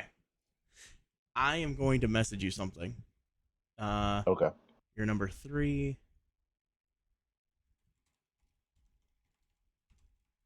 If this place is cool, Mir, maybe we should just ask for a guided tour. Maybe they have like tourists. Yeah, So I would know that that's here. Yes. He needs to tell us about the place. Now, whether you say that or not So is the up to you. only thing.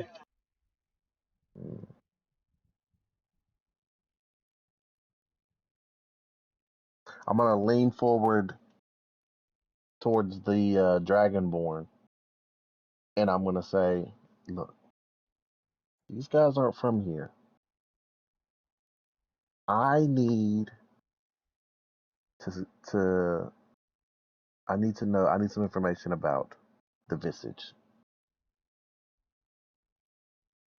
He locks eyes with you. Give me a persuasion or deception check. You decide which one it is.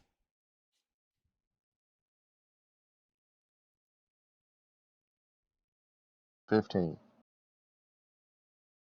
Okay.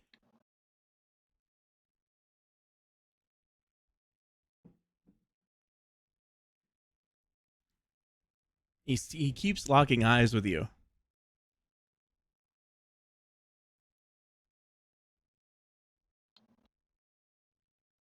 Give me a Can you second hear there, me lad. out? Give me a Okay. second. He then scoots back from his chair, walks away.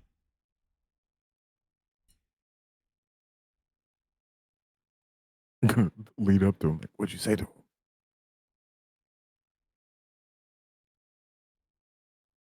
Have you heard of the Visage of Twilight? Have I heard of the visage of Twilight? Yeah.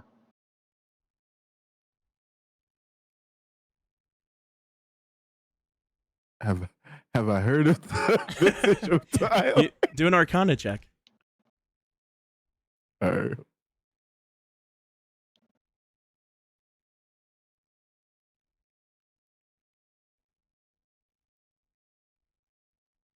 $17. Yes, you have heard of the Visage of Twilight.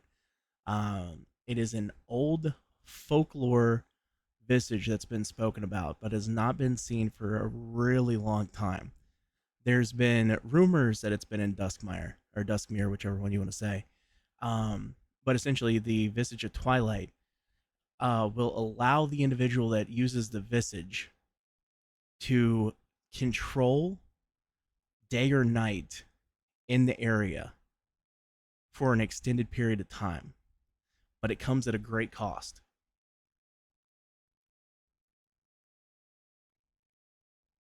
That's all you know. Okay. Yes, I have heard of it. It's said to be very Okay, powerful. exactly. So And do it's you want to share that also information that I rumored just gave you to that the it's entire party as well, Mir? Yeah. Okay, so I you give a quick explain that, yeah. little history Okay. lesson. Yeah, perfect. exactly. And the rumor has it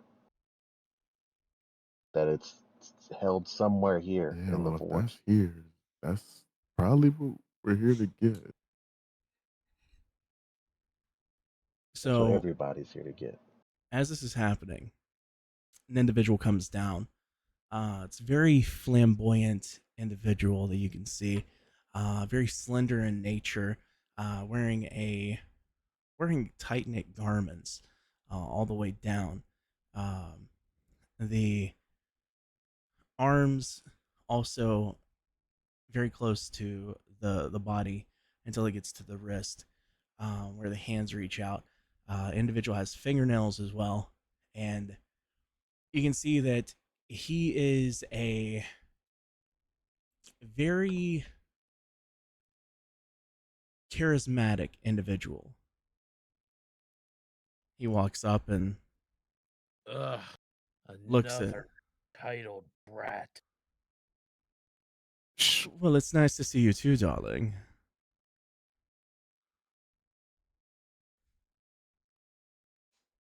How can I be of service?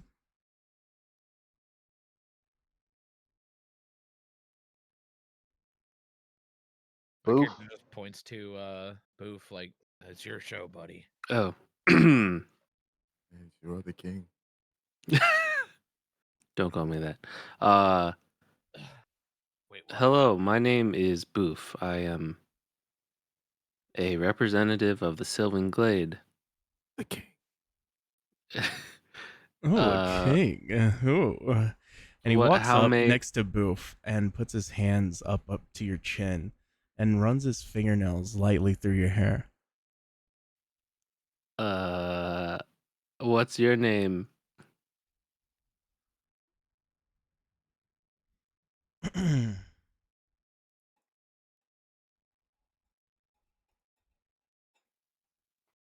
Sorry, can you guys hear me? Hello? So my mic I did said, it what's your name? again. My name is Ulrich.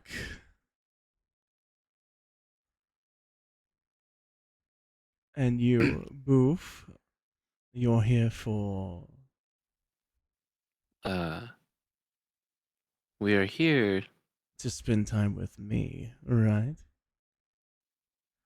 I apologize. That is not the reason we are here. Oh, I'm sure you could make some time. We're here to A king of your nature. I'm sure you do what you want. And he starts to I'm get closer and rubbing your cheek. Very, very up close and in your personal bubble. Think of vomit. I take one step back. He And looks just say- over. Before you say that, he looks over at Eshrun. Save that for later, darling. Oh. And he looks back at Boof and continues to caress his cheek. We are here for the visage of Twilight. Hey, you see the king is very wealthy and likes to collect rare artifacts, and he would like to purchase this visage. Purchase? My. A king purchase a visage. Darling, follow me. And at this point, Ulrich takes you straight down through the opening of the area before leading to the stairs. It goes up and then spirals up into a curve. Takes you to the second floor, which has a massive library. The books that are just scattered all throughout as you can see, just a plethora of knowledge of old gods, new gods, um, old magic, just anything of that you could possibly want to know. He then leads you down to a section and then looks at Boof. And you said Mathis, didn't you? Yes. Do you know him? I do. I've had lots of fun with that little furry one. And I didn't know I could be more uncomfortable than I am now. and so he looks at you and then do you want to roll an insight or do you want to roll a persuasion check? I mean, we know that you're telling the truth, so Me? yeah, about being from there. No. I'm not trying to lie. Okay. Yeah, So I'm at the this only one point, that lied so far. yeah, okay, perfect. So Ulrich takes you and he takes his hand over to yours and sensually puts it into his, and then guides you over to what is like a black and blue glowing marble-esque ball that's floating into the air. Place your hand on it, darling.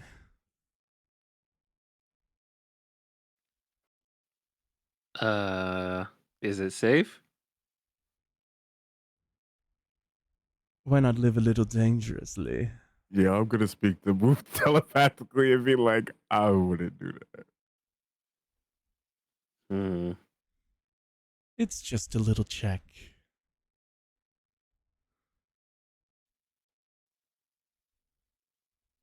Again, I'm gonna tell him to do it first. Do it first.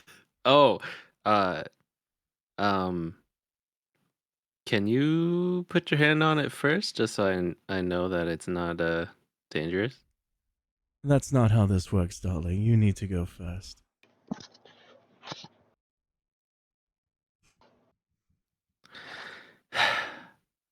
I just put my hand on it because I'm getting tired of this guy. He then puts his hand on yours, and you both have a blue energy or aura that begins to intertwine around you and then connects you to in the middle. Your hand then reaches out and grabs his at his forearm and his with yours. You can feel the grasp between you two becomes stronger. You can't control it. It just naturally begins to take place. Now, as you guys are standing there with your arms together above this orb,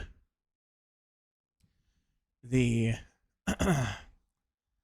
eyes of both Ulrich and Boof begin to glow blue.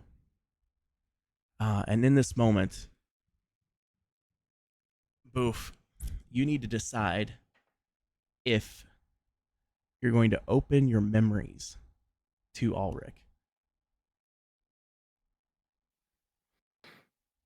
You can see that he's wanting, you can feel it. He doesn't need to speak it. You can tell what he's trying to do. He's trying to look into you. Um, Oh, damn. yeah, I opened my memories. Yeah, it's a good thing Okay. I didn't do it. So within this moment, you can see that Ulrich is now walking through your entire life side by side with you, even as a child. The horrific scenes of you running away, watching your family die in front of you, the panic that you feel, and you can, as he's seeing this from you, your own heart rate begins to speed up because you're reliving these moments in real time.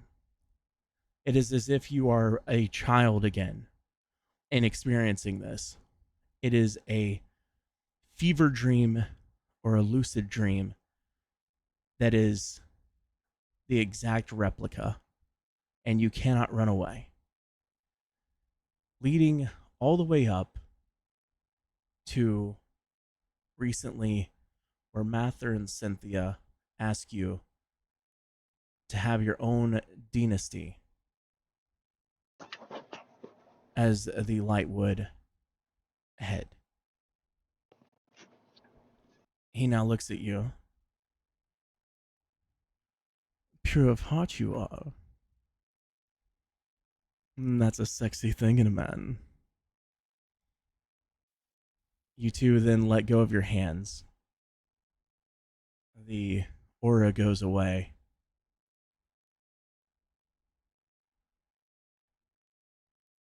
Who's next?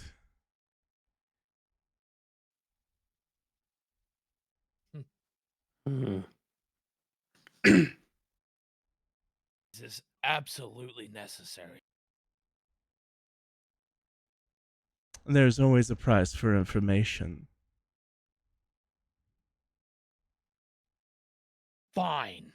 And he goes and steps forward. He looks at you up and down.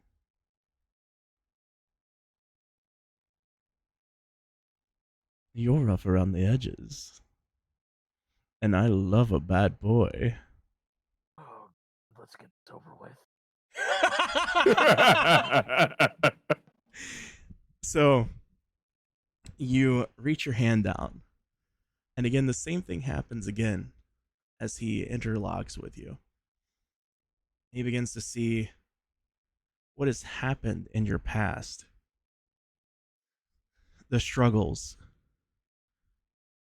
the oaths that you have broken, and why, the misguidance, the things that you have endured. And he experiences that with you.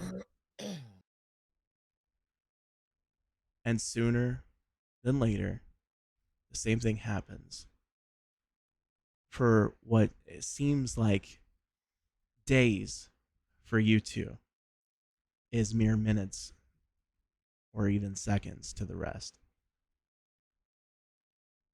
Your hands untwine.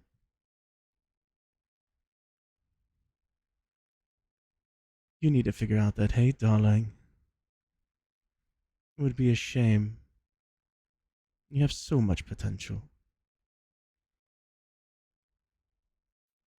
Who's next? He walks away and shudders like, oh, God. James walks up and just slaps his hand on the orb. A man that knows what he likes. Then does the same with you. You can see your strong connection with Nalia. The separation. And you can see how you struggled to live from day to day.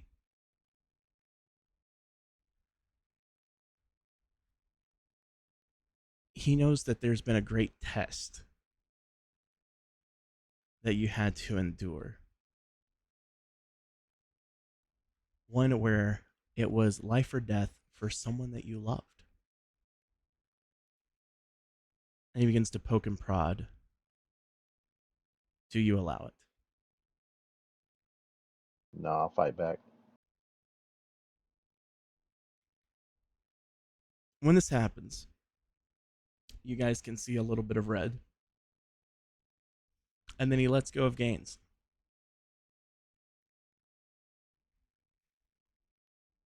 That's a shame, darling. Who's next? I mean, you know who's next.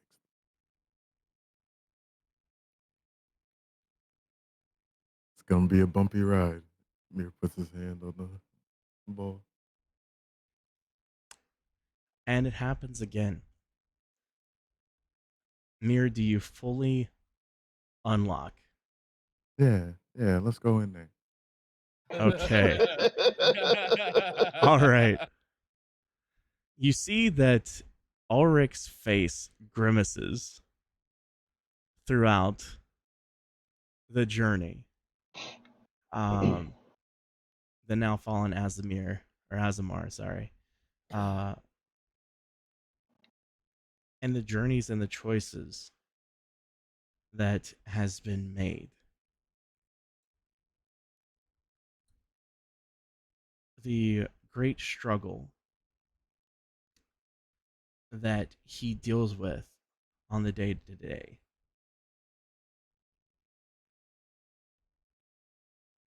He begins poking about power. Do you let him? Yep. Okay.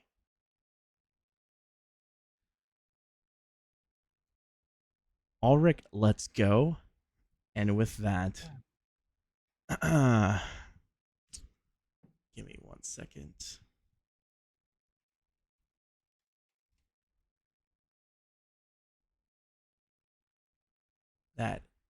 What's your AC? 12. He then shoves you through the air as you go flying into the wall on the other side of the room. And with that, Mir, you take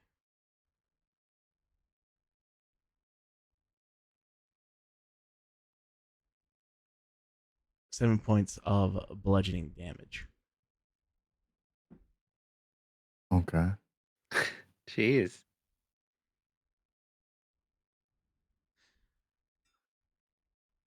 I He stand up. can. What the fuck? He is one that is very conflicted.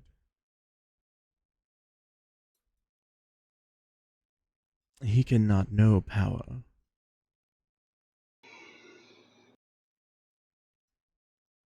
But you, my darling, you can come with me.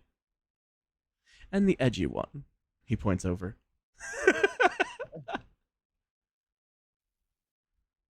And he struts. He walks over to a bookcase, brings down 3. The bookcase then slides to the left. Do you guys follow him? It would just be Eshrun and Boof. Yeah. As he's walking off, I'm like, what about me? I call out to Mir and Gaines. We'll return soon. He Please stay replies back safe. to Gaines as he walks out before the sliding bookcase closes. You shouldn't fight love, darling. I know love. That wasn't love. I know love. Gaines is like, he feels slighted. I love it. He's like, that wasn't love. All right, perfect. You two now follow him up a flight of stairs. It's going to be going in a circular motion all the way up. Several flights of stairs. Oh my. Why, furry one, can you lead the way? Sure. Thank you. So you now lead the way going up the stairs. And it's just so he can watch your butt as you go up the stairs. And he continues up. He's not too worried about Eshrun. And Eshrun, you can see, he's not hiding it. He thinks Boof is cute. Thank you- God. They get to the top of the stairs, or all of you get to the top of the stairs. And at this point, is a very small room. And with that, we're going to take a small 5-minute break. So I'm going to go pee. And we'll see you in just a second. All right. So now, Boof, you enter in the room first. Again, it's a small corridor. It's going to Again, a large number of books up along the wall. There's no desk there, just a few seats, comfortable seating, very fluffy chairs. Sorry, Tyrion wanted up, so had to let the good boy up in my lap. There you go, buddy. There you go. He's The okay. best guard. Yeah. Best guard, me. Uh, anyways, though, and Eshrun, you go and easily take a seat. You can tell the one that's a little more worn down that you can see is been used for guests and isn't as prominent and as flamboyant as well as the other chair. Perfect. The Ulrich goes and sits down in his chair and looks around. Well, darling, why are you here? You speak of the visage, but it seems like you know nothing about it. Yes, that is pretty accurate. We were, Mather just said there was a mystery here involving that, and that he thought we should come here and investigate that. You know the term mate like rabbits? Mm-hmm. Oh, it's Yeah. very true. Mm. I love that old little bunny. But you He's a seek rabbit. the Oharagon rabbit. It's all the same. One is just bigger. God, I don't need that imagery. Can you please? Auric then reaches his right hand over, turns it like towards himself, but to the side, and you see a book come off the shelf and land in his hand. Then lays it into his lap. It opens up. Right, right.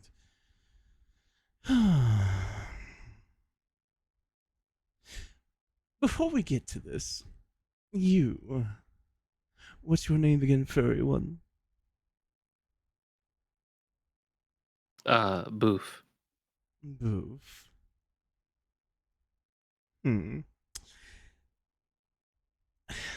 The one that had a little trip flew. He cannot be trusted, that one. So I don't know how close you are, but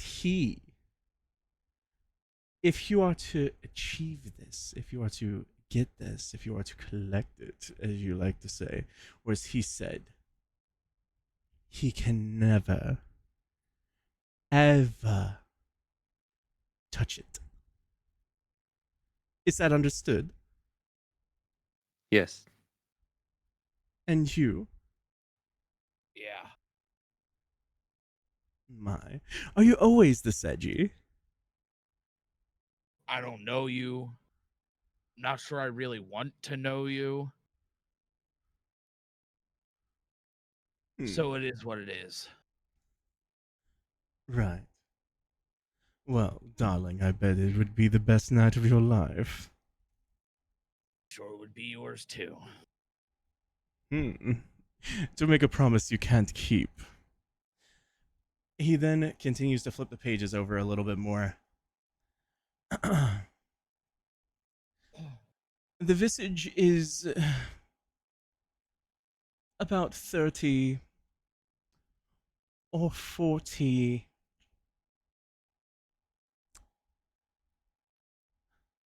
floors below the cemetery. Because why wouldn't it be? Well, you have to understand it was hidden for very distinct purposes. It has a give and take. He looks over at Boof and winks his eye. Relationship with the individual that bears it. Oh. You have to understand, to You know how I have now experienced what you have experienced. Yes. Just as that has the ability, it's very similar in nature. You can use it on the go. But for every day that you wear it, it will take a day of your life. So that day that you live, another day has gone on top of it. And if you use it, for every minute that you use it, that is a year off of your life. So you can see the give and take is very, very dangerous. Did you just say every minute you wear the visage, it takes a year off of your life? Every day that you use it, that you have it on your person, for one day that you wear it, that is another day on top of it that is gone from your life. But when you use it, every minute that you use it, that is a year from your life. Oh. This visage knows no immortal.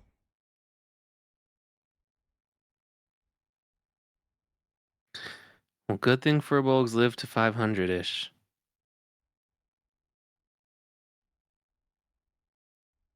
Is that something that you could see yourself doing? If duty calls. A man with a purpose. You gotta love it. I could just eat you up. Hmm. You would need very distinct ways to get down. It is not easy. The cemetery has a direct downfall, if you catch my drift. It's just a straight bloop.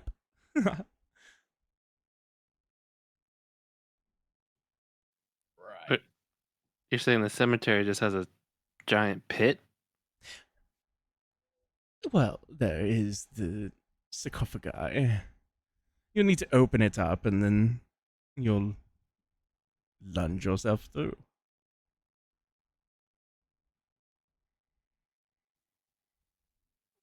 Is there any way to like make sure we don't like how will we even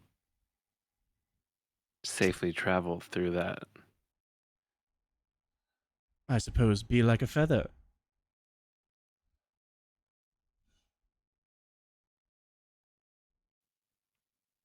That's not for me to determine. That is for you. I can only give you the directions. But again, there are very distinct things with this that you must promise.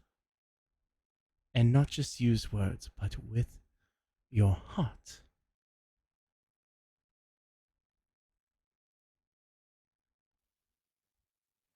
I'm listening.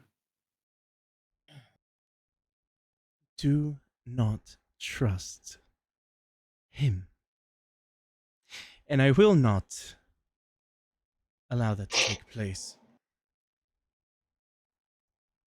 If you do, and it goes into his hands, there will be very dire consequences. Do you understand? You mean Mir?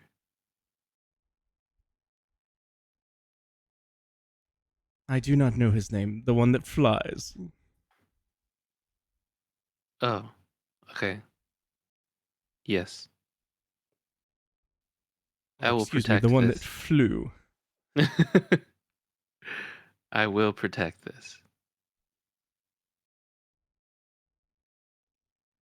Okay. Step forward. Okay. Edgy one, you too. All right. Place your hand on the books. Right. Yep. Now, with this, you two now know that there is going to be a section that will only open up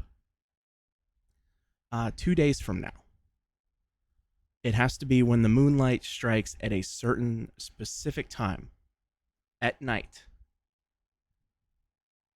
It'll be, I'll have to DM you the exact time, but you see it happening in your mind of the moonlight coming down. It hits the sarcophagi, it opens up and allows you to go down through. And as you can see, you'll have just a few moments to get in. And getting out is the more troublesome issue. But I'll assist with that, but I'll need some time. How much time? I'll need about a day. But I require something in return. That would be. I don't think you'll like this. Probably not.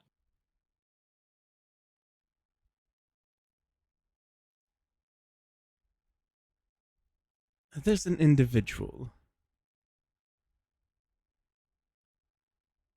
downstairs. I need you to bring him over to the side.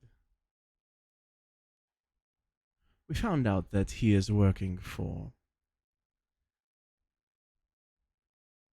nefarious individuals. Yeah. And during these troublesome times with Eldor's Keep and everything that is happening there, which we both can't do anything about that just yet, we can't be letting secrets get out. Reaches into his pocket and pulls out a key. Takes it off the chain and gives it to you.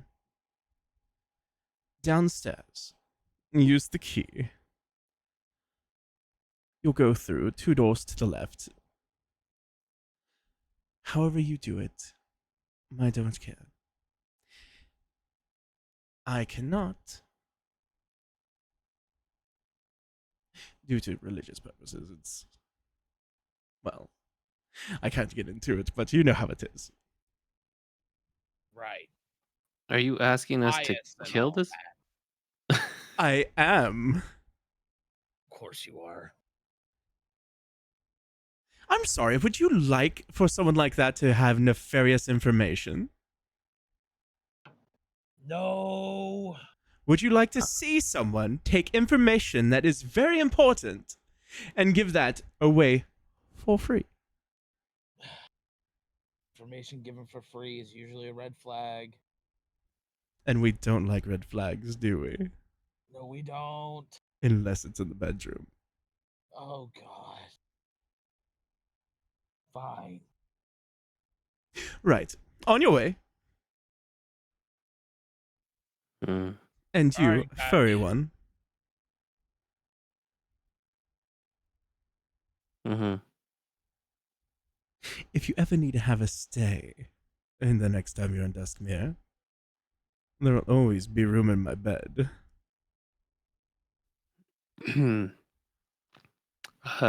Noted. I turn around and walk out. He takes his as finger and the door opens up. As we're leaving, at least I didn't have to blow him. The door closes. Shakes head. Is that on the table? No. All right, it's a joke. It's funny. The door opens back up. Tease. Man. Okay, for real, this isn't a joke. For real, he actually looks back to him, winks, and keeps walking.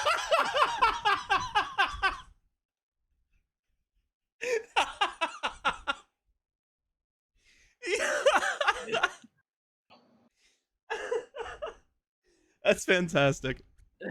As you guys step down to the bottom of the stairs, the bookcasing opens up, and you two walk out. And then, as you walk out, the bookcasing behind you closes.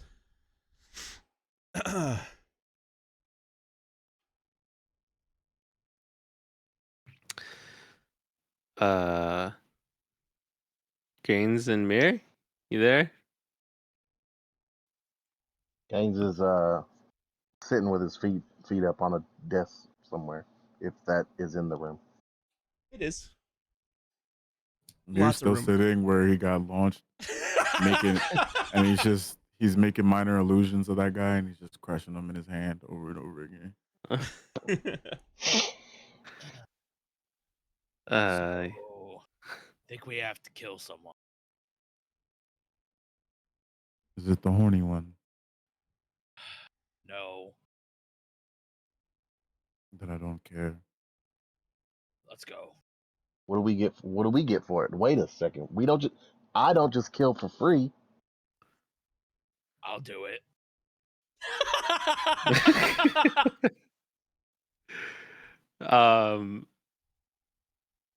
I You never share do with anything you're good at for free.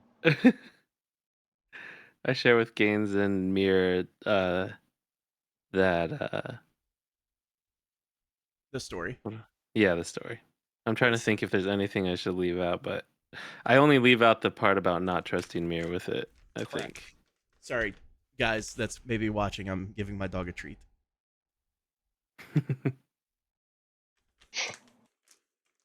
All right. Is this what we got to do for the Underground. visage? It's always underground. That's what I said. I personally would not like to take part in the exchanging of lives for this. So Don't worry your furry little head. I'll take care of it. What is your name? What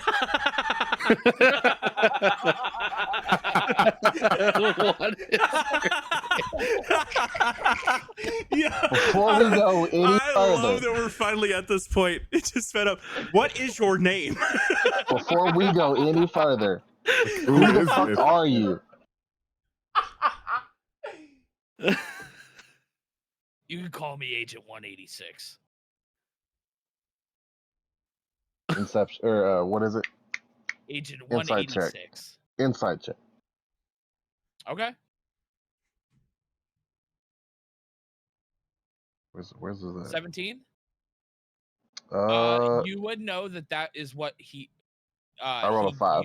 Okay. I got a 17 as well. Mir got the 17. Yeah. Mir would know that he used to be called Agent 180s. 80s. Honestly, even if he knew you were lying, he doesn't care. Yeah. Gainsborough, you would just think that his name is Agent 180s. 180s. Yeah.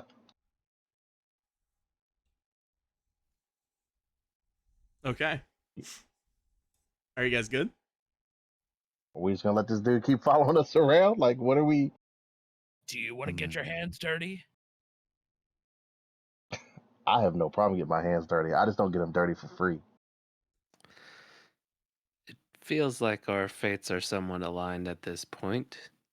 I'll kill someone. See, Good. man 3 after my own cloth. Let's go.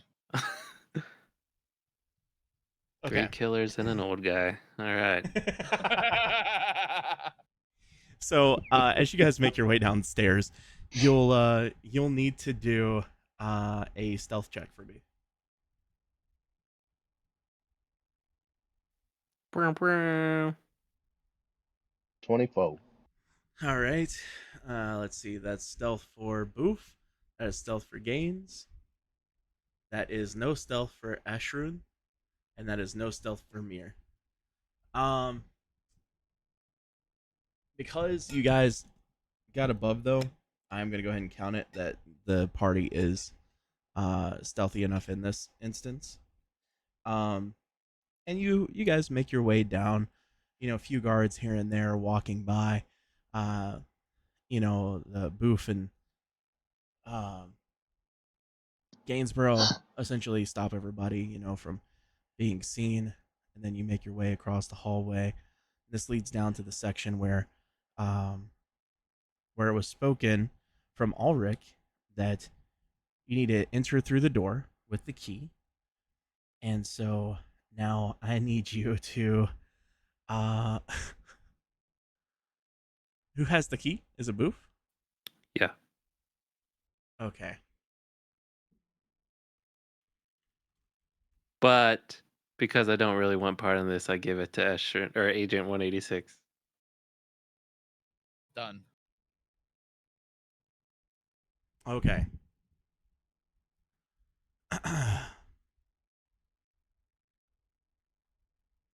So Eshrun, go ahead and put the key in. Yep. And Turn it, now I open need the you door to do slightly. a hold on, I need you to roll a 1d20 for me. Sure. Just a 1d20. Natural 20. Natural 20. The door Fuck yeah. opens up and it is quiet as a mouse. You're completely unheard. You're unseen. You two make your way, or you four make your way through. You close the door behind you, no squeaking. The hallway is completely clear. And now you see several doors. There's the one to the left, another one to the left. So it ends up being 3 to the left and then 4 to the right. They're kind of done like a hotel where they're not directly across from each other. There's a bit of distance in between. Yeah. Um, and now you guys need to decide what you do. Said second to the left. Didn't he? Yeah. 2 doors to the left. Second door on the left. Oh. And I go to it. Okay. Slowly try Can, to try the door to see if it's locked or not. wait. Agent, What? we need to check. This is odd. How about we check for traps? Check for something that's out of place. Something's not right. Okay. Do an I investigation want to. check for me.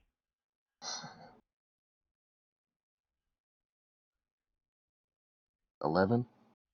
Everything seems fine. 2. Everything's fine. Completely safe. Go ahead. Sounds good. I'll take the brunt if anything's off. And I just open the door. Slowly, of course. Like I'm not trying to whip it open. Okay. Just like ease your way in, or just walking in like you would into your own room. Ease my way in so I can take a look. Okay. As you do that, you see that the room is empty. There's a small corridor that leads to the opening of the room. There's nobody there.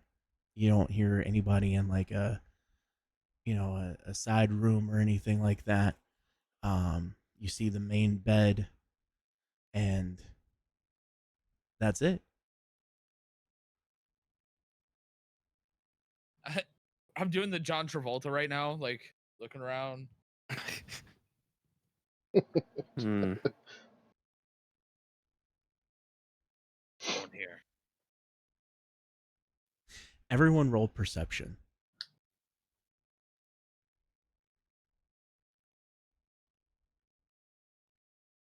13. 10. 6. 22. Boof. You hear from down the hallway. Boom, boom, boom, boom, boom, boom, boom, boom, boom. Is that like footsteps, or is that like someone having sex? You Or just is that hear it like a beating up against the wall. beating against the wall? Yeah, it's like a beating against the wall from down the hallway. Fellas, I hear some commotion down the hallway. This shit again. My ears are on one.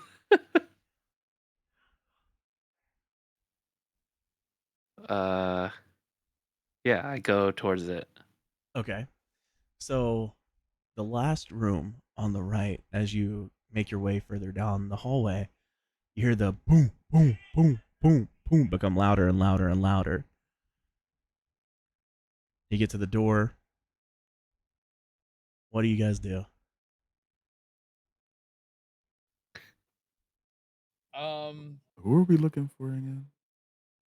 We have no idea. Just a man. Who was supposed to be in the room we just left? Yes, So why are we over here? because there was no one in that room. Because this is what y'all do.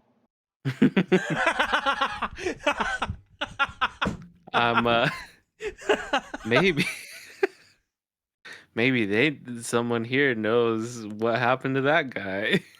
I don't know. I'm gonna write Fine. into Boof's backstory that he's just super curious about noises.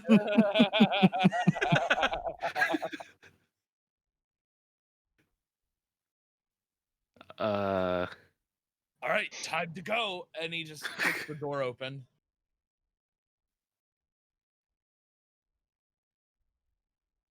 So you said you kicked the door open? I kicked the door open. Oh, no. Okay. By the way, it's written in. If there's a plan, I'll forget it. If I don't forget it, I'll ignore it. So that's my flaw. Okay. Oh, I need you to great. do a strength check on the door. Of course. 11. 11. Yeah. Do you kick the door? Poof. Door doesn't budge. So it's That's pretty fucking strong. embarrassing. Again.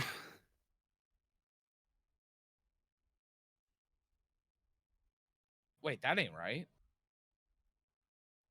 As a strength check. Oh, sick. I rolled this. Oh, that is a 6. Yeah. Oh, okay. You kick the door again, and this time, your foot hits jolt of pain in your right ankle as you've kicked. Your foot comes down. You're definitely in pain at this point. The door has not budged, but now you hear that the noise has stopped. Fuck Can I it. reach And he around? just takes my axe and I fucking attack it with my head. Oh, this one is. He's mad interesting. now. Okay. Do I have to roll to hit this thing, or Yes. it's You need to do a strength check with an advantage. oh, I'm for an Oh yeah, attack yeah, with no, my no, axe? you're fine, you're fine. There Use is the great attack axe to in hit. Yeah, you're fine. Yeah, you need Yeah. to attack it. That's fine. So Yeah, 24 Yeah. hits. 24 hits. You smack open the hinge of the door. Yeah, it's you 11 damage. you knock the door right down at this point. You go right through the sides that's holding it open and just push it open at that point. As you do this, you now see two individuals. One on the bed.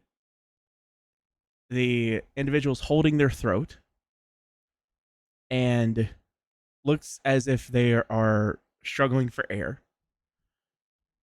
The other individual now jumped up on their feet with a sword in their hand. Just one sword. That individual, top off, pants on.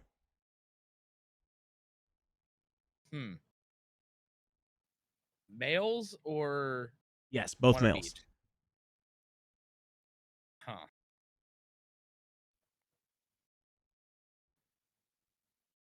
What's I'm gonna let going on here? Okay, I'm gonna let everyone else go first here because dude has a sword. It's over for Escher. He knows what Perception he's doing. check but- is okay. what I would suggest. Wait, there's somebody on the bed. Holding their neck Okay. Somebody standing there with no And the shirt, other with person a standing sword. there, look, no shirt on, with a sword, staring at the door. I have no idea But what's happening. he was on top of said person? You don't know. Oh. They're standing, one on the Can I bed, judge laying on the his back, situation? holding his throat. The other one, sword in hand, staring at the door, staring at you guys now. Can everybody else roll perception for me? That just be gains at this point. 19. All right. Gains. You see that the individual in the bed has blood coming out from under their hand. Oh, okay. Now, do you say that to the party? Yeah, I'm just gonna be like, blood, blood, as I draw my daggers. Oh, it's over now. The individual with the sword now steps forward and goes to lunge at Boof. Boof, what is your AC? 14. Okay. 1 second.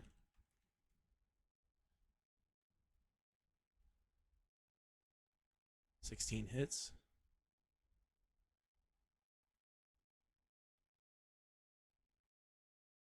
Eight points of piercing damage.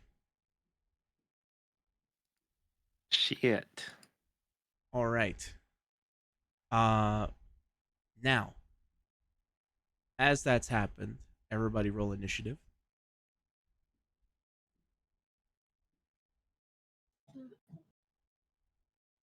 Damn, Mirror's not feeling it today. Okay. There is Boof. Gains and Boof, I need you to do another roll for me because I also rolled a 12.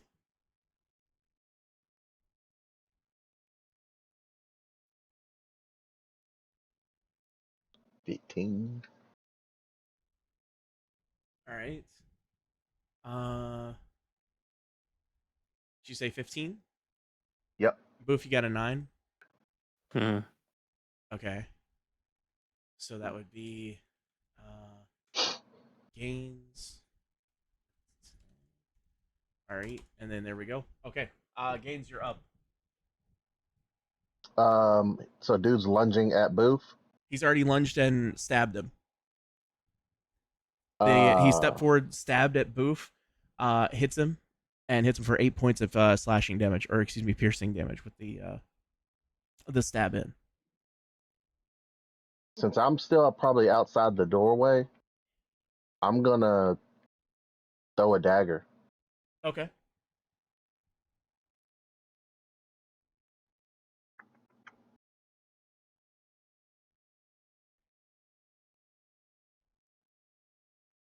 Ten to hit. It does not hit. The dagger is thrown, and it flies right by his head. The individual locks eyes with you, and then back at Boof.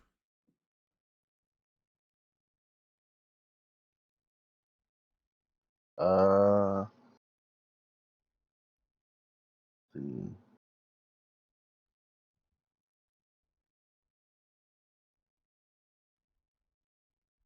I'm damn. Oh wait, fuck! I have advantage on attack rolls against any creature that hasn't taken a turn in combat yet. Okay, go ahead. Let me roll that one more time. Yeah, roll it one more time. You're fine. How about a natural 20? Wow. Okay. So you throw the dagger, and as you throw this dagger, it goes flying right by Boof's face. A few of his hairs go falling off from it, and then the dagger, boom, right between the guy's neck, or like right in between his at his Adam's apple, hits him directly. Boom. The individual stops in his tracks, looks, attempts to speak. Blood starts to come out of his mouth. blood now also pouring down his chest, and he points at the person on the bed. As this happens, he then rushes over to the bed while he still has a little bit of life in him, and then stabs his sword down into the person on the bed's chest. That person, This motherfucker dead. that person now deceased along with the person in the bed. What just happened?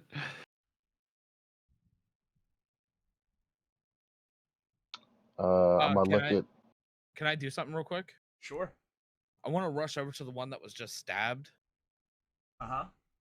and I say, "Sonny Tatum," and I put my hands on his chest, the one that was in the bed, and I give him 25 hit points. Okay. As I use my lay on hands. Okay. So with that, are you gonna pull the sword out? Yeah, I will pull the sword out first and then Okay. do it. Pull the sword out. Cover the cover the wound. Lay One on hand on hands. the sword wound, the other one on the throat. On the throat. Yeah. All right. You save him. Perfect. The individual jolts out of the bed.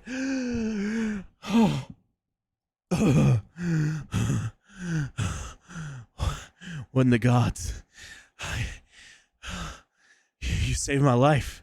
I'm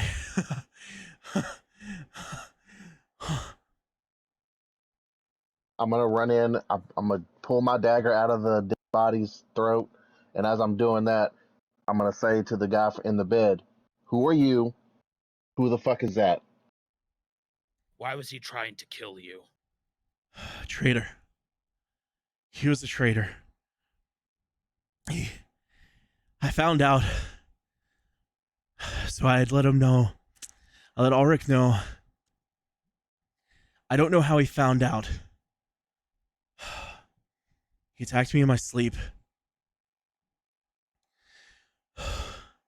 Thank you. You are safe now. I want to insight check if Yeah, he's lying or I not. also want to ask him: is this your room?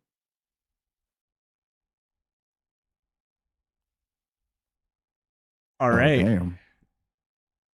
The insight check. Boof, you can tell that he's telling a straight lie. He's lying. I'm not lying. That's the truth. I put both of my daggers up to his throat. Hey. Whatever Wait. comes out of your mouth next better be the truth. Who are you, and who was he?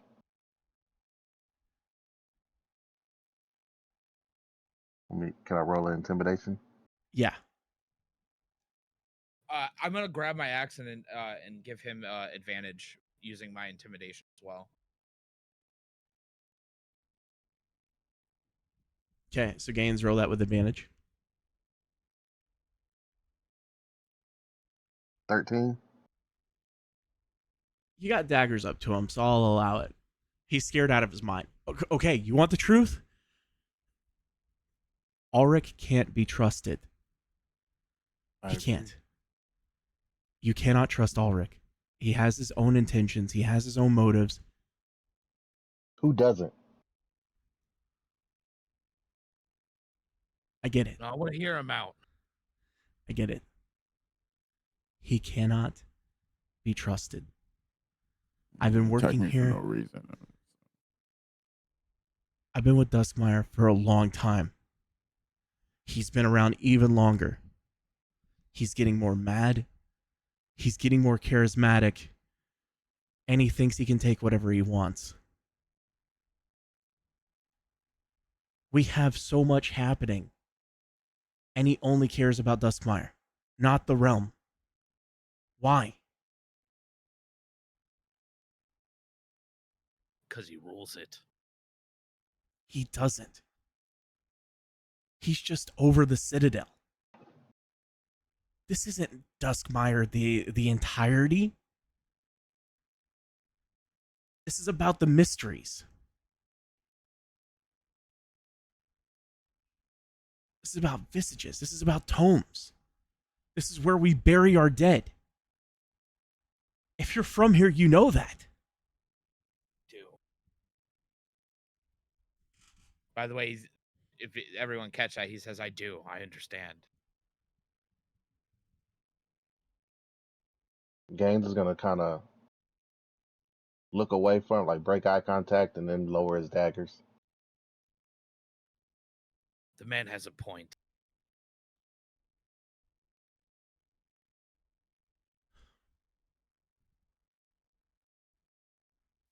I can't be here.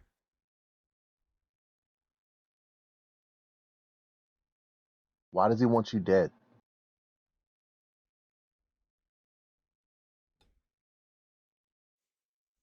Because I've been giving information. To who?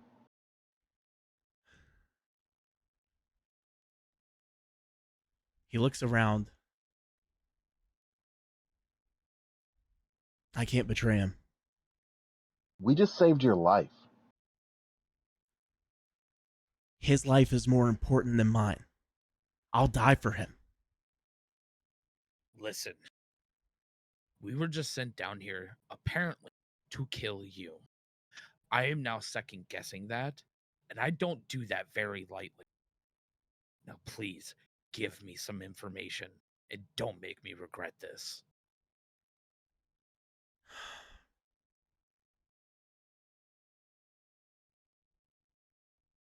Either you're gonna give us the information, or we're gonna give you to Arlen. That's his name? All right. Ulrich. Yeah, Yeah, you're fine. Ulrich.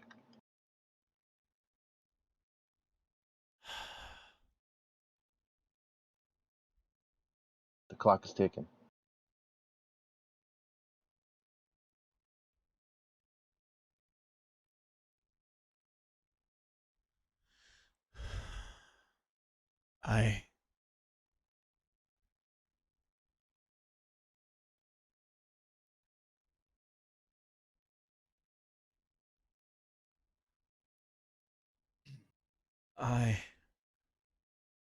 He keeps looking around the room.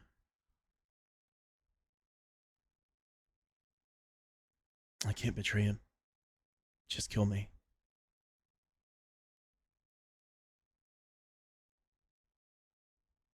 Gaines gonna raise his daggers up. He's gonna look back at the group. What's the play? Do one I don't last trust- perception check for I me. don't trust the horny wizard anyway. So 19. Natural 20.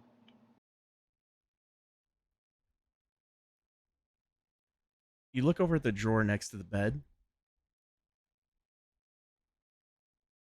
and you can see something that you should maybe open. Gains. All right, so right as I'm bringing the daggers down, I stop, and I'm gonna reach over across his body and grab whatever it is. It's one of Mather's herbs.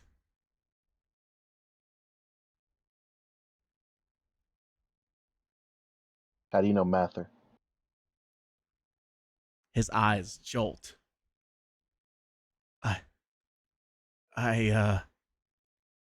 Who? Where did you get the Mather? I don't know what you're talking about. can you stop lying? Mather sent us here. We're here for Mather. So if you know Mather, you should probably tell us before I blast you through that wall. You know Mather? That's who you're getting information for, isn't it? You're from the Glade? I'm from here. Well, they are. I'm from here. My name is Boof. That's King Boof over there. Yes, King Damn Booth. it. You Boof, just have to Boof accept that it's canon Lightwood. now. King Booth of Lightwood. I rule over one of the dynasties in the Sylvan Glade now.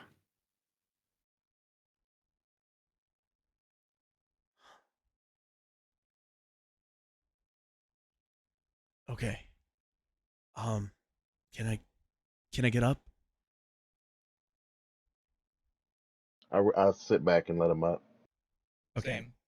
So as you see this, he reaches over to the drawer and pulls out a diary, journal, whatever you want to call it, and he starts opening it up and flipping the pages.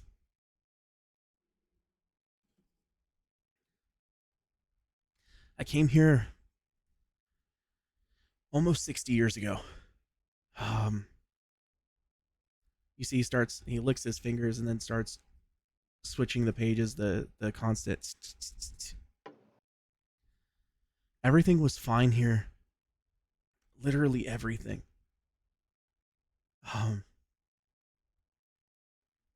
But this day, and he points the finger there to Gaines,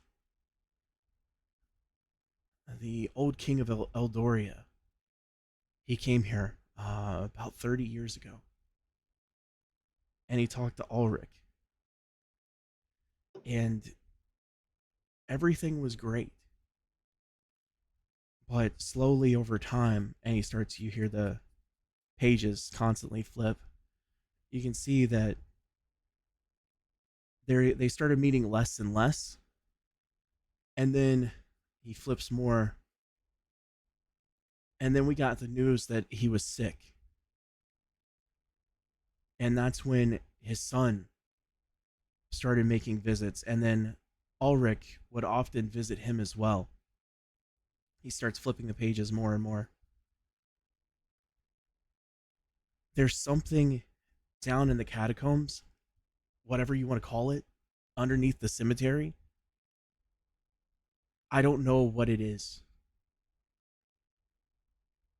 It's supposed to be the visage of Twilight, but it's not. It's something more. The visage of Twilight is with the king.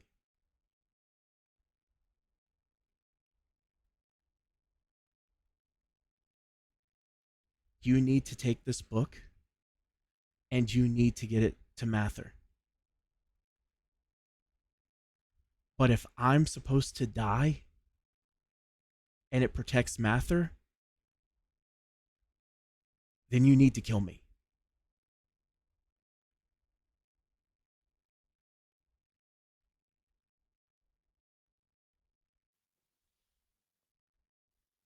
Your Majesty?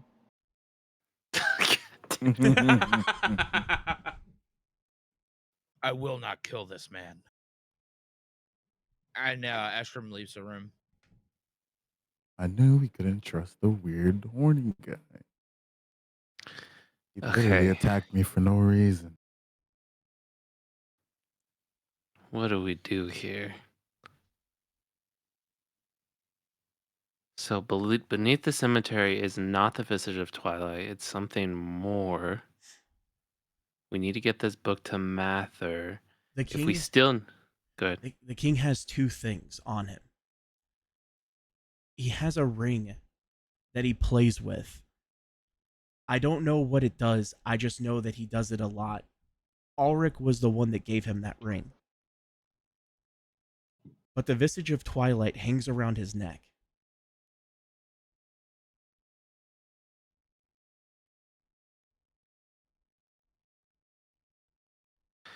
Okay, so we still need to get down into the catacombs. So we retrieve whatever artifact and we do not tell the weirdo upstairs. But Ulrich, he says that the only way we can get back out of the catacombs is if he helps us. That's why he was telling us to kill this guy. Well, wouldn't you say that too if you wanted whatever we found? You need to talk to Mather about an escape plan. Don't trust Ulrich. I agree. Okay. So what do we do with this guy? Do you want to come with us back to the glade? Ulrich's gonna know something's up if we don't come back. Yeah, but what's he gonna do if we never come back anyway? Hmm. I have no intentions of giving him whatever we find. I knew not to trust him. I guess we don't need Ulrich to get into the cemetery. He already told us how to do that.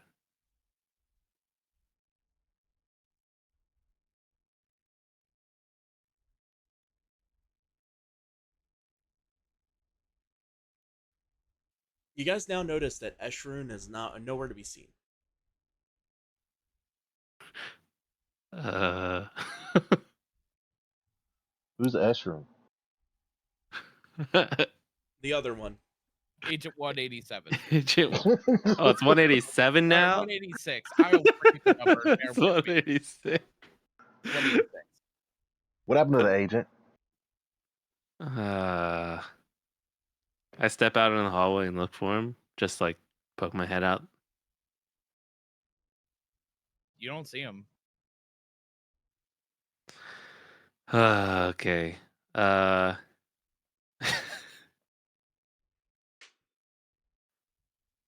My instinct is to get this guy back to the glade with us. If you need to kill me to further Mather's plans to do any of this, I understand. Well, if you want the truth, Mather just said, hey, you'll know what you're looking for when you get there. So I don't know if killing you helps or hurts. Poof, you now remember when you spoke to Mather, he told you to follow your heart, listen to your heart. Or listen to yourself, like trust your gut, essentially. Okay. What do you do?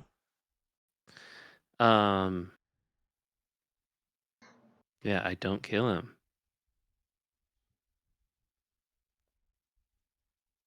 Let's come with us. We're not letting any more lives be lost tonight in the name of Ulrich.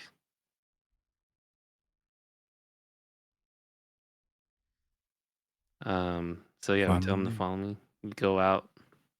I want to go out I guess I want to try to see. I'm trying to think how much I even care about Agent 186. Let's get out and just see if he's out there. Otherwise, we need to be making our way out of the Citadel.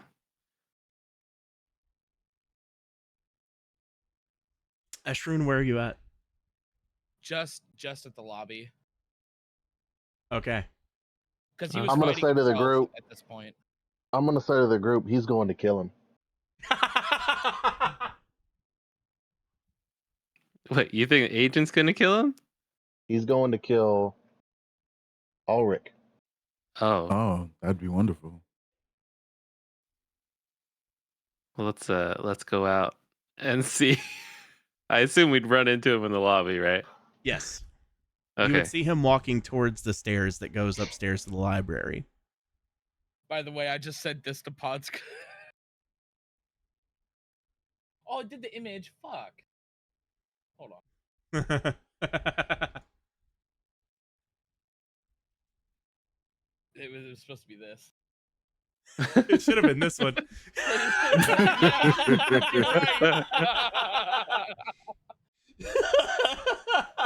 Okay.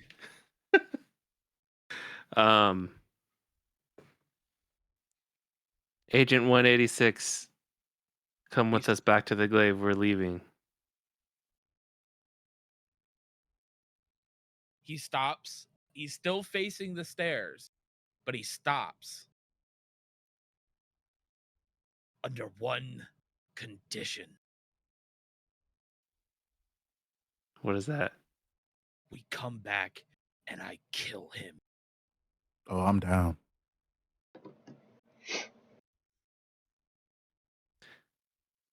What you do after this is I have no control over that. So sure. Right now, I just feel like we need to get back and get more information because this is much more complicated than we. Yeah. He turns around and starts following, and he goes, "No one lies to me." And he just keeps walking, and he's quiet for the whole rest of the trip. All right. So you guys make your way back to the tunnel, and you see the orc, best guard ever. He's now leaned back in his chair, and the bird is now resting on his horn and is asleep as well. They're both snoozing, and you continue past now to the tunnel. You lead to a tree. Is this the way you make your exit, Boof? Yeah, I use this. I use transport via plants. Okay. Do you have a specific tree in mind? The same tree that we came to, or the same one that we came through. Like I want to That use one, the same path. unfortunately, you would not be able to use. So you'd have to use a different one in the glade. Okay. If I can make a suggestion, maybe the one outside your oasis, because that's something that you would remember off the top of your head. Okay. Or elsewhere too. Doesn't really matter. But you can't, unfortunately, that downstairs area, you cannot teleport back there. Okay. Probably magically ruined. So Yes. that you Okay. can't do that. Yeah, let's do a tree in my oasis then. Okay. So at this point, you take your hands and you place it upon the tree, and then you bring your hands together and then slide them apart, and the portal opens, allowing you to see to the other side. You can see through the tree, and across the way you can see Chateau de Finless. Let's go. We should probably catch up with Mather. And just to be clear, we're bringing that guy we saved, right? Yes, he is Okay. with you. Yeah, he is with you currently. That's the choice that you made. So he then follows right through. Everybody makes their way in, and they're now standing at the oasis. You walk back up to the tree. You place your hands the same way that you placed it before, but now opposite, and it closes the portal on the tree. Cool. I head immediately to Mather's place. What is it? Heartwood? The Heartwood Dynasty, yes. The Heartwood. Yeah. Should I stay here or will I be welcome? You'll be They welcome. let me in, so Yeah. You're with us now. Fair enough. So you guys make your way up through the city. You enter from the side as you always do. Get to the inner part of the city of the Glade, and you make your way up to the Heartwood Dynasty. Several individuals, smiling, waving, acknowledging your presence, and then also looking at the new person as well, or the new people as well. And so you see them; they kind of like do this. If you look at the general chat. like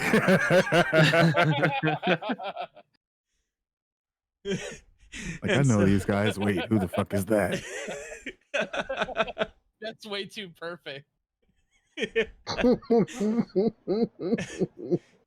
And so you make your way into the Heartwood Dynasty. Again, you go down the the hallway, and then it leads over to the middle section to the right, where you can see Mather is sitting there in the chair. You see his ears poking back up again.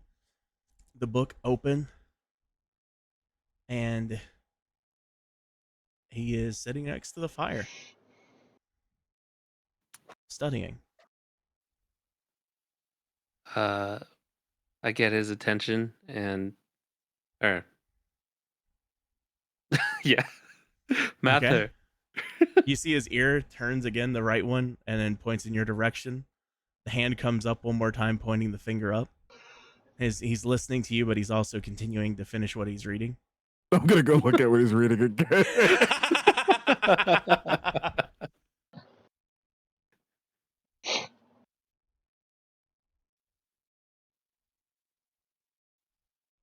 Hold on, let me grab that, because I just in case if there was more. Yeah, dude, that was way too perfect. All right, let's see. You were number Just 6, being correct? fully nosy again. Yep.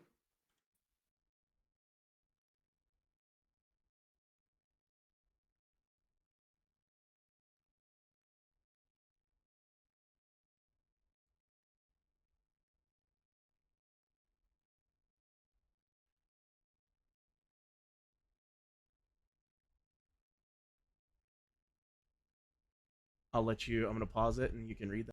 Mather, we have news and many questions. You hear the book, all right, what is it, my boy? I tell him everything. Everything. we Does that encountered. include the information about Mir? No. You don't include that. Wait. Yes, we do. You do include that. So I Mir- get and I get and to Mir hear. hears it. Of course, I'm standing right here. Yeah. They do not want Mir to use it. Interesting. I don't. Wait. I don't include it yet. Okay, gotcha. But it's not off the Don't- table. all Just right, when I'm so- telling Mather, All right. because I want to figure out what's going on. Okay, so you tell him everything in front of everyone, but you hold that information out. Yeah. Okay, perfect. Right. Huh. My boy. And he smiles. And he looks over. And Erevan is smiling from ear to ear and starts to have tears down his face and just rushes up to Mather and throws his arms around him and gives him a hug.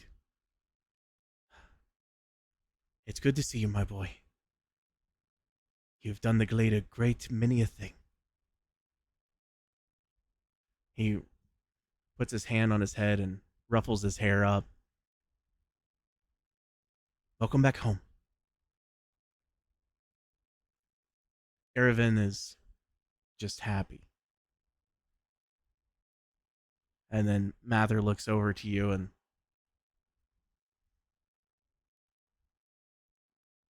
Erevan is one of the good ones. He has been with us for a long, long time. I raised him from a child myself, once his parents passed away. I put a very strenuous task on him. And he has done a great service. Rest easy, my boy. And Erevan just, it's almost like the weight of the world falls off of his shoulders and he goes and sits down and relaxes.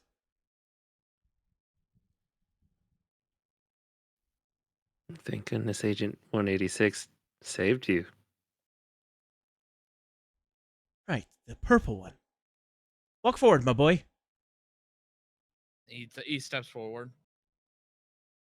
He then walks up. You hear the staff. You see it smack the ground as he makes his way towards you. He then takes his hand and puts your chin in his hand. He then brings your face down. He takes the staff and then smacks it at your foot, knocks your foot out from under you so you're on one knee so he can get eye to eye with you. He kneels. He then squints his eyes while he's looking into yours.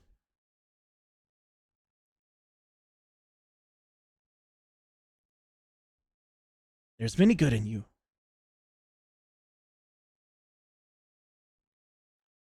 Some would But say yeah. otherwise.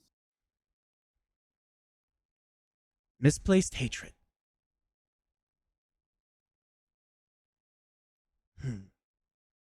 He walks over to a shelf, and you hear stuff moving around. The constant, like, as he's grabbing different things.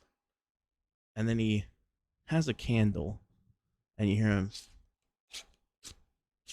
undoes it, walks over to you. Smell this, my boy. Curious, he does. Eshrun is now high as a kite instantly. And now he's looking at you. He is just staring into the void right now. He has no idea where he's at. He then looks further into you. At this point, he just lets him in. Does he? Okay, perfect. What do you think of oaths now, my boy?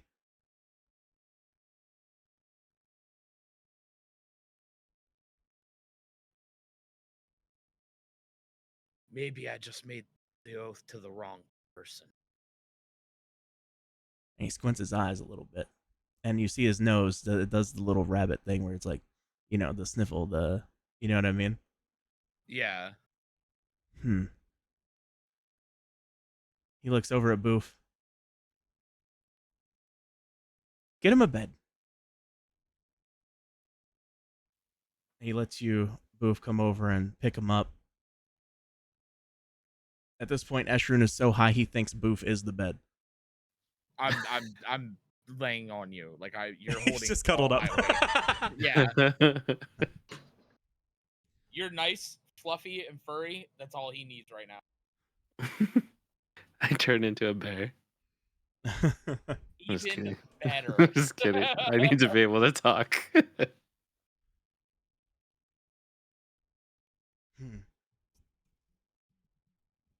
I believe we need to have a council meeting.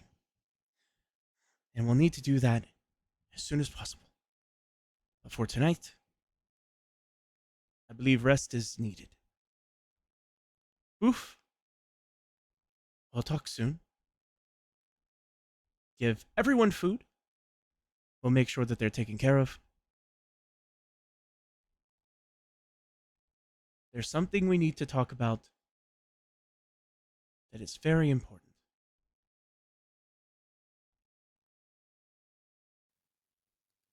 Sounds good. I'll see you in the morning, my boy. I throw Agent 186 on my back and turn into a brown bear. And then walk back to the oasis. At that point, now that there's more surface area, he's just out. He's just Though, for the first time since you've met him, he is calm in the face. He's not, his brow isn't furrowed. He seems content and happy. Okay. Gaines, on the way back, walking towards the Oasis in Chateau de Finless, you could stop by the Darkwood Dynasty if you would like, or alternatively, you can just head back to the house. Which would you like to do? What's the Darkwood Dynasty? That would be Finless's dynasty now, where your sister and Traxius would both be, currently helping him clear it out, and, they'll eventually make their way back to the Chateau de Finless towards the end of the night. It's just if you want to have any more conversation before we end.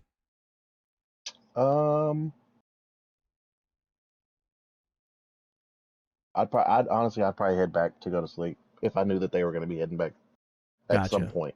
Okay. So at this point, you guys make your way back, and Boof, Mir, and Eshrun, You make your way to the Oasis. Gaines, you make your way back to Chateau de Finless. When you do, you open the door and you see Lazora standing there.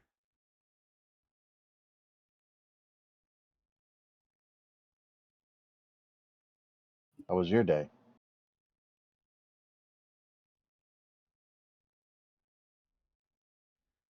I'm afraid.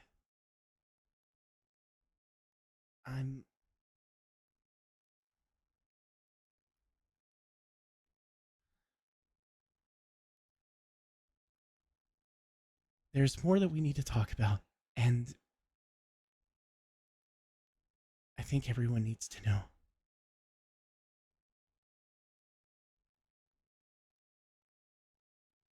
About Everything. And then she bites her bottom lip a little bit, and then stares at the ground.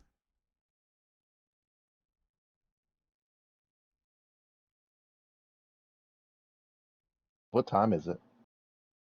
We'll say like 8:30, 9ish at night. You know, it's dark. Does it need to be tonight, Lazora?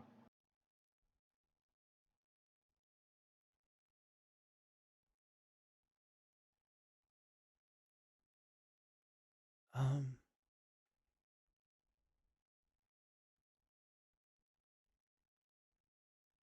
and as she looks up at you, her eyes are black. Her skin now black. And you can see what you've seen before, the black sludge starts to come down from her lips.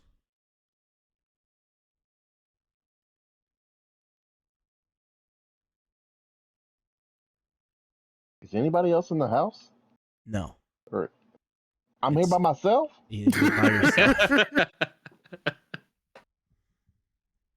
As this happens,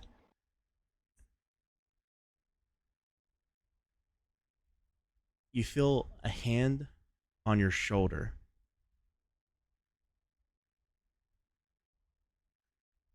And at this point, Gainsborough, you are now turned into stone. And that's where we're ending tonight's session.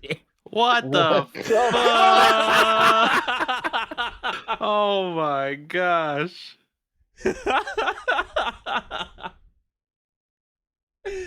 Oh, man.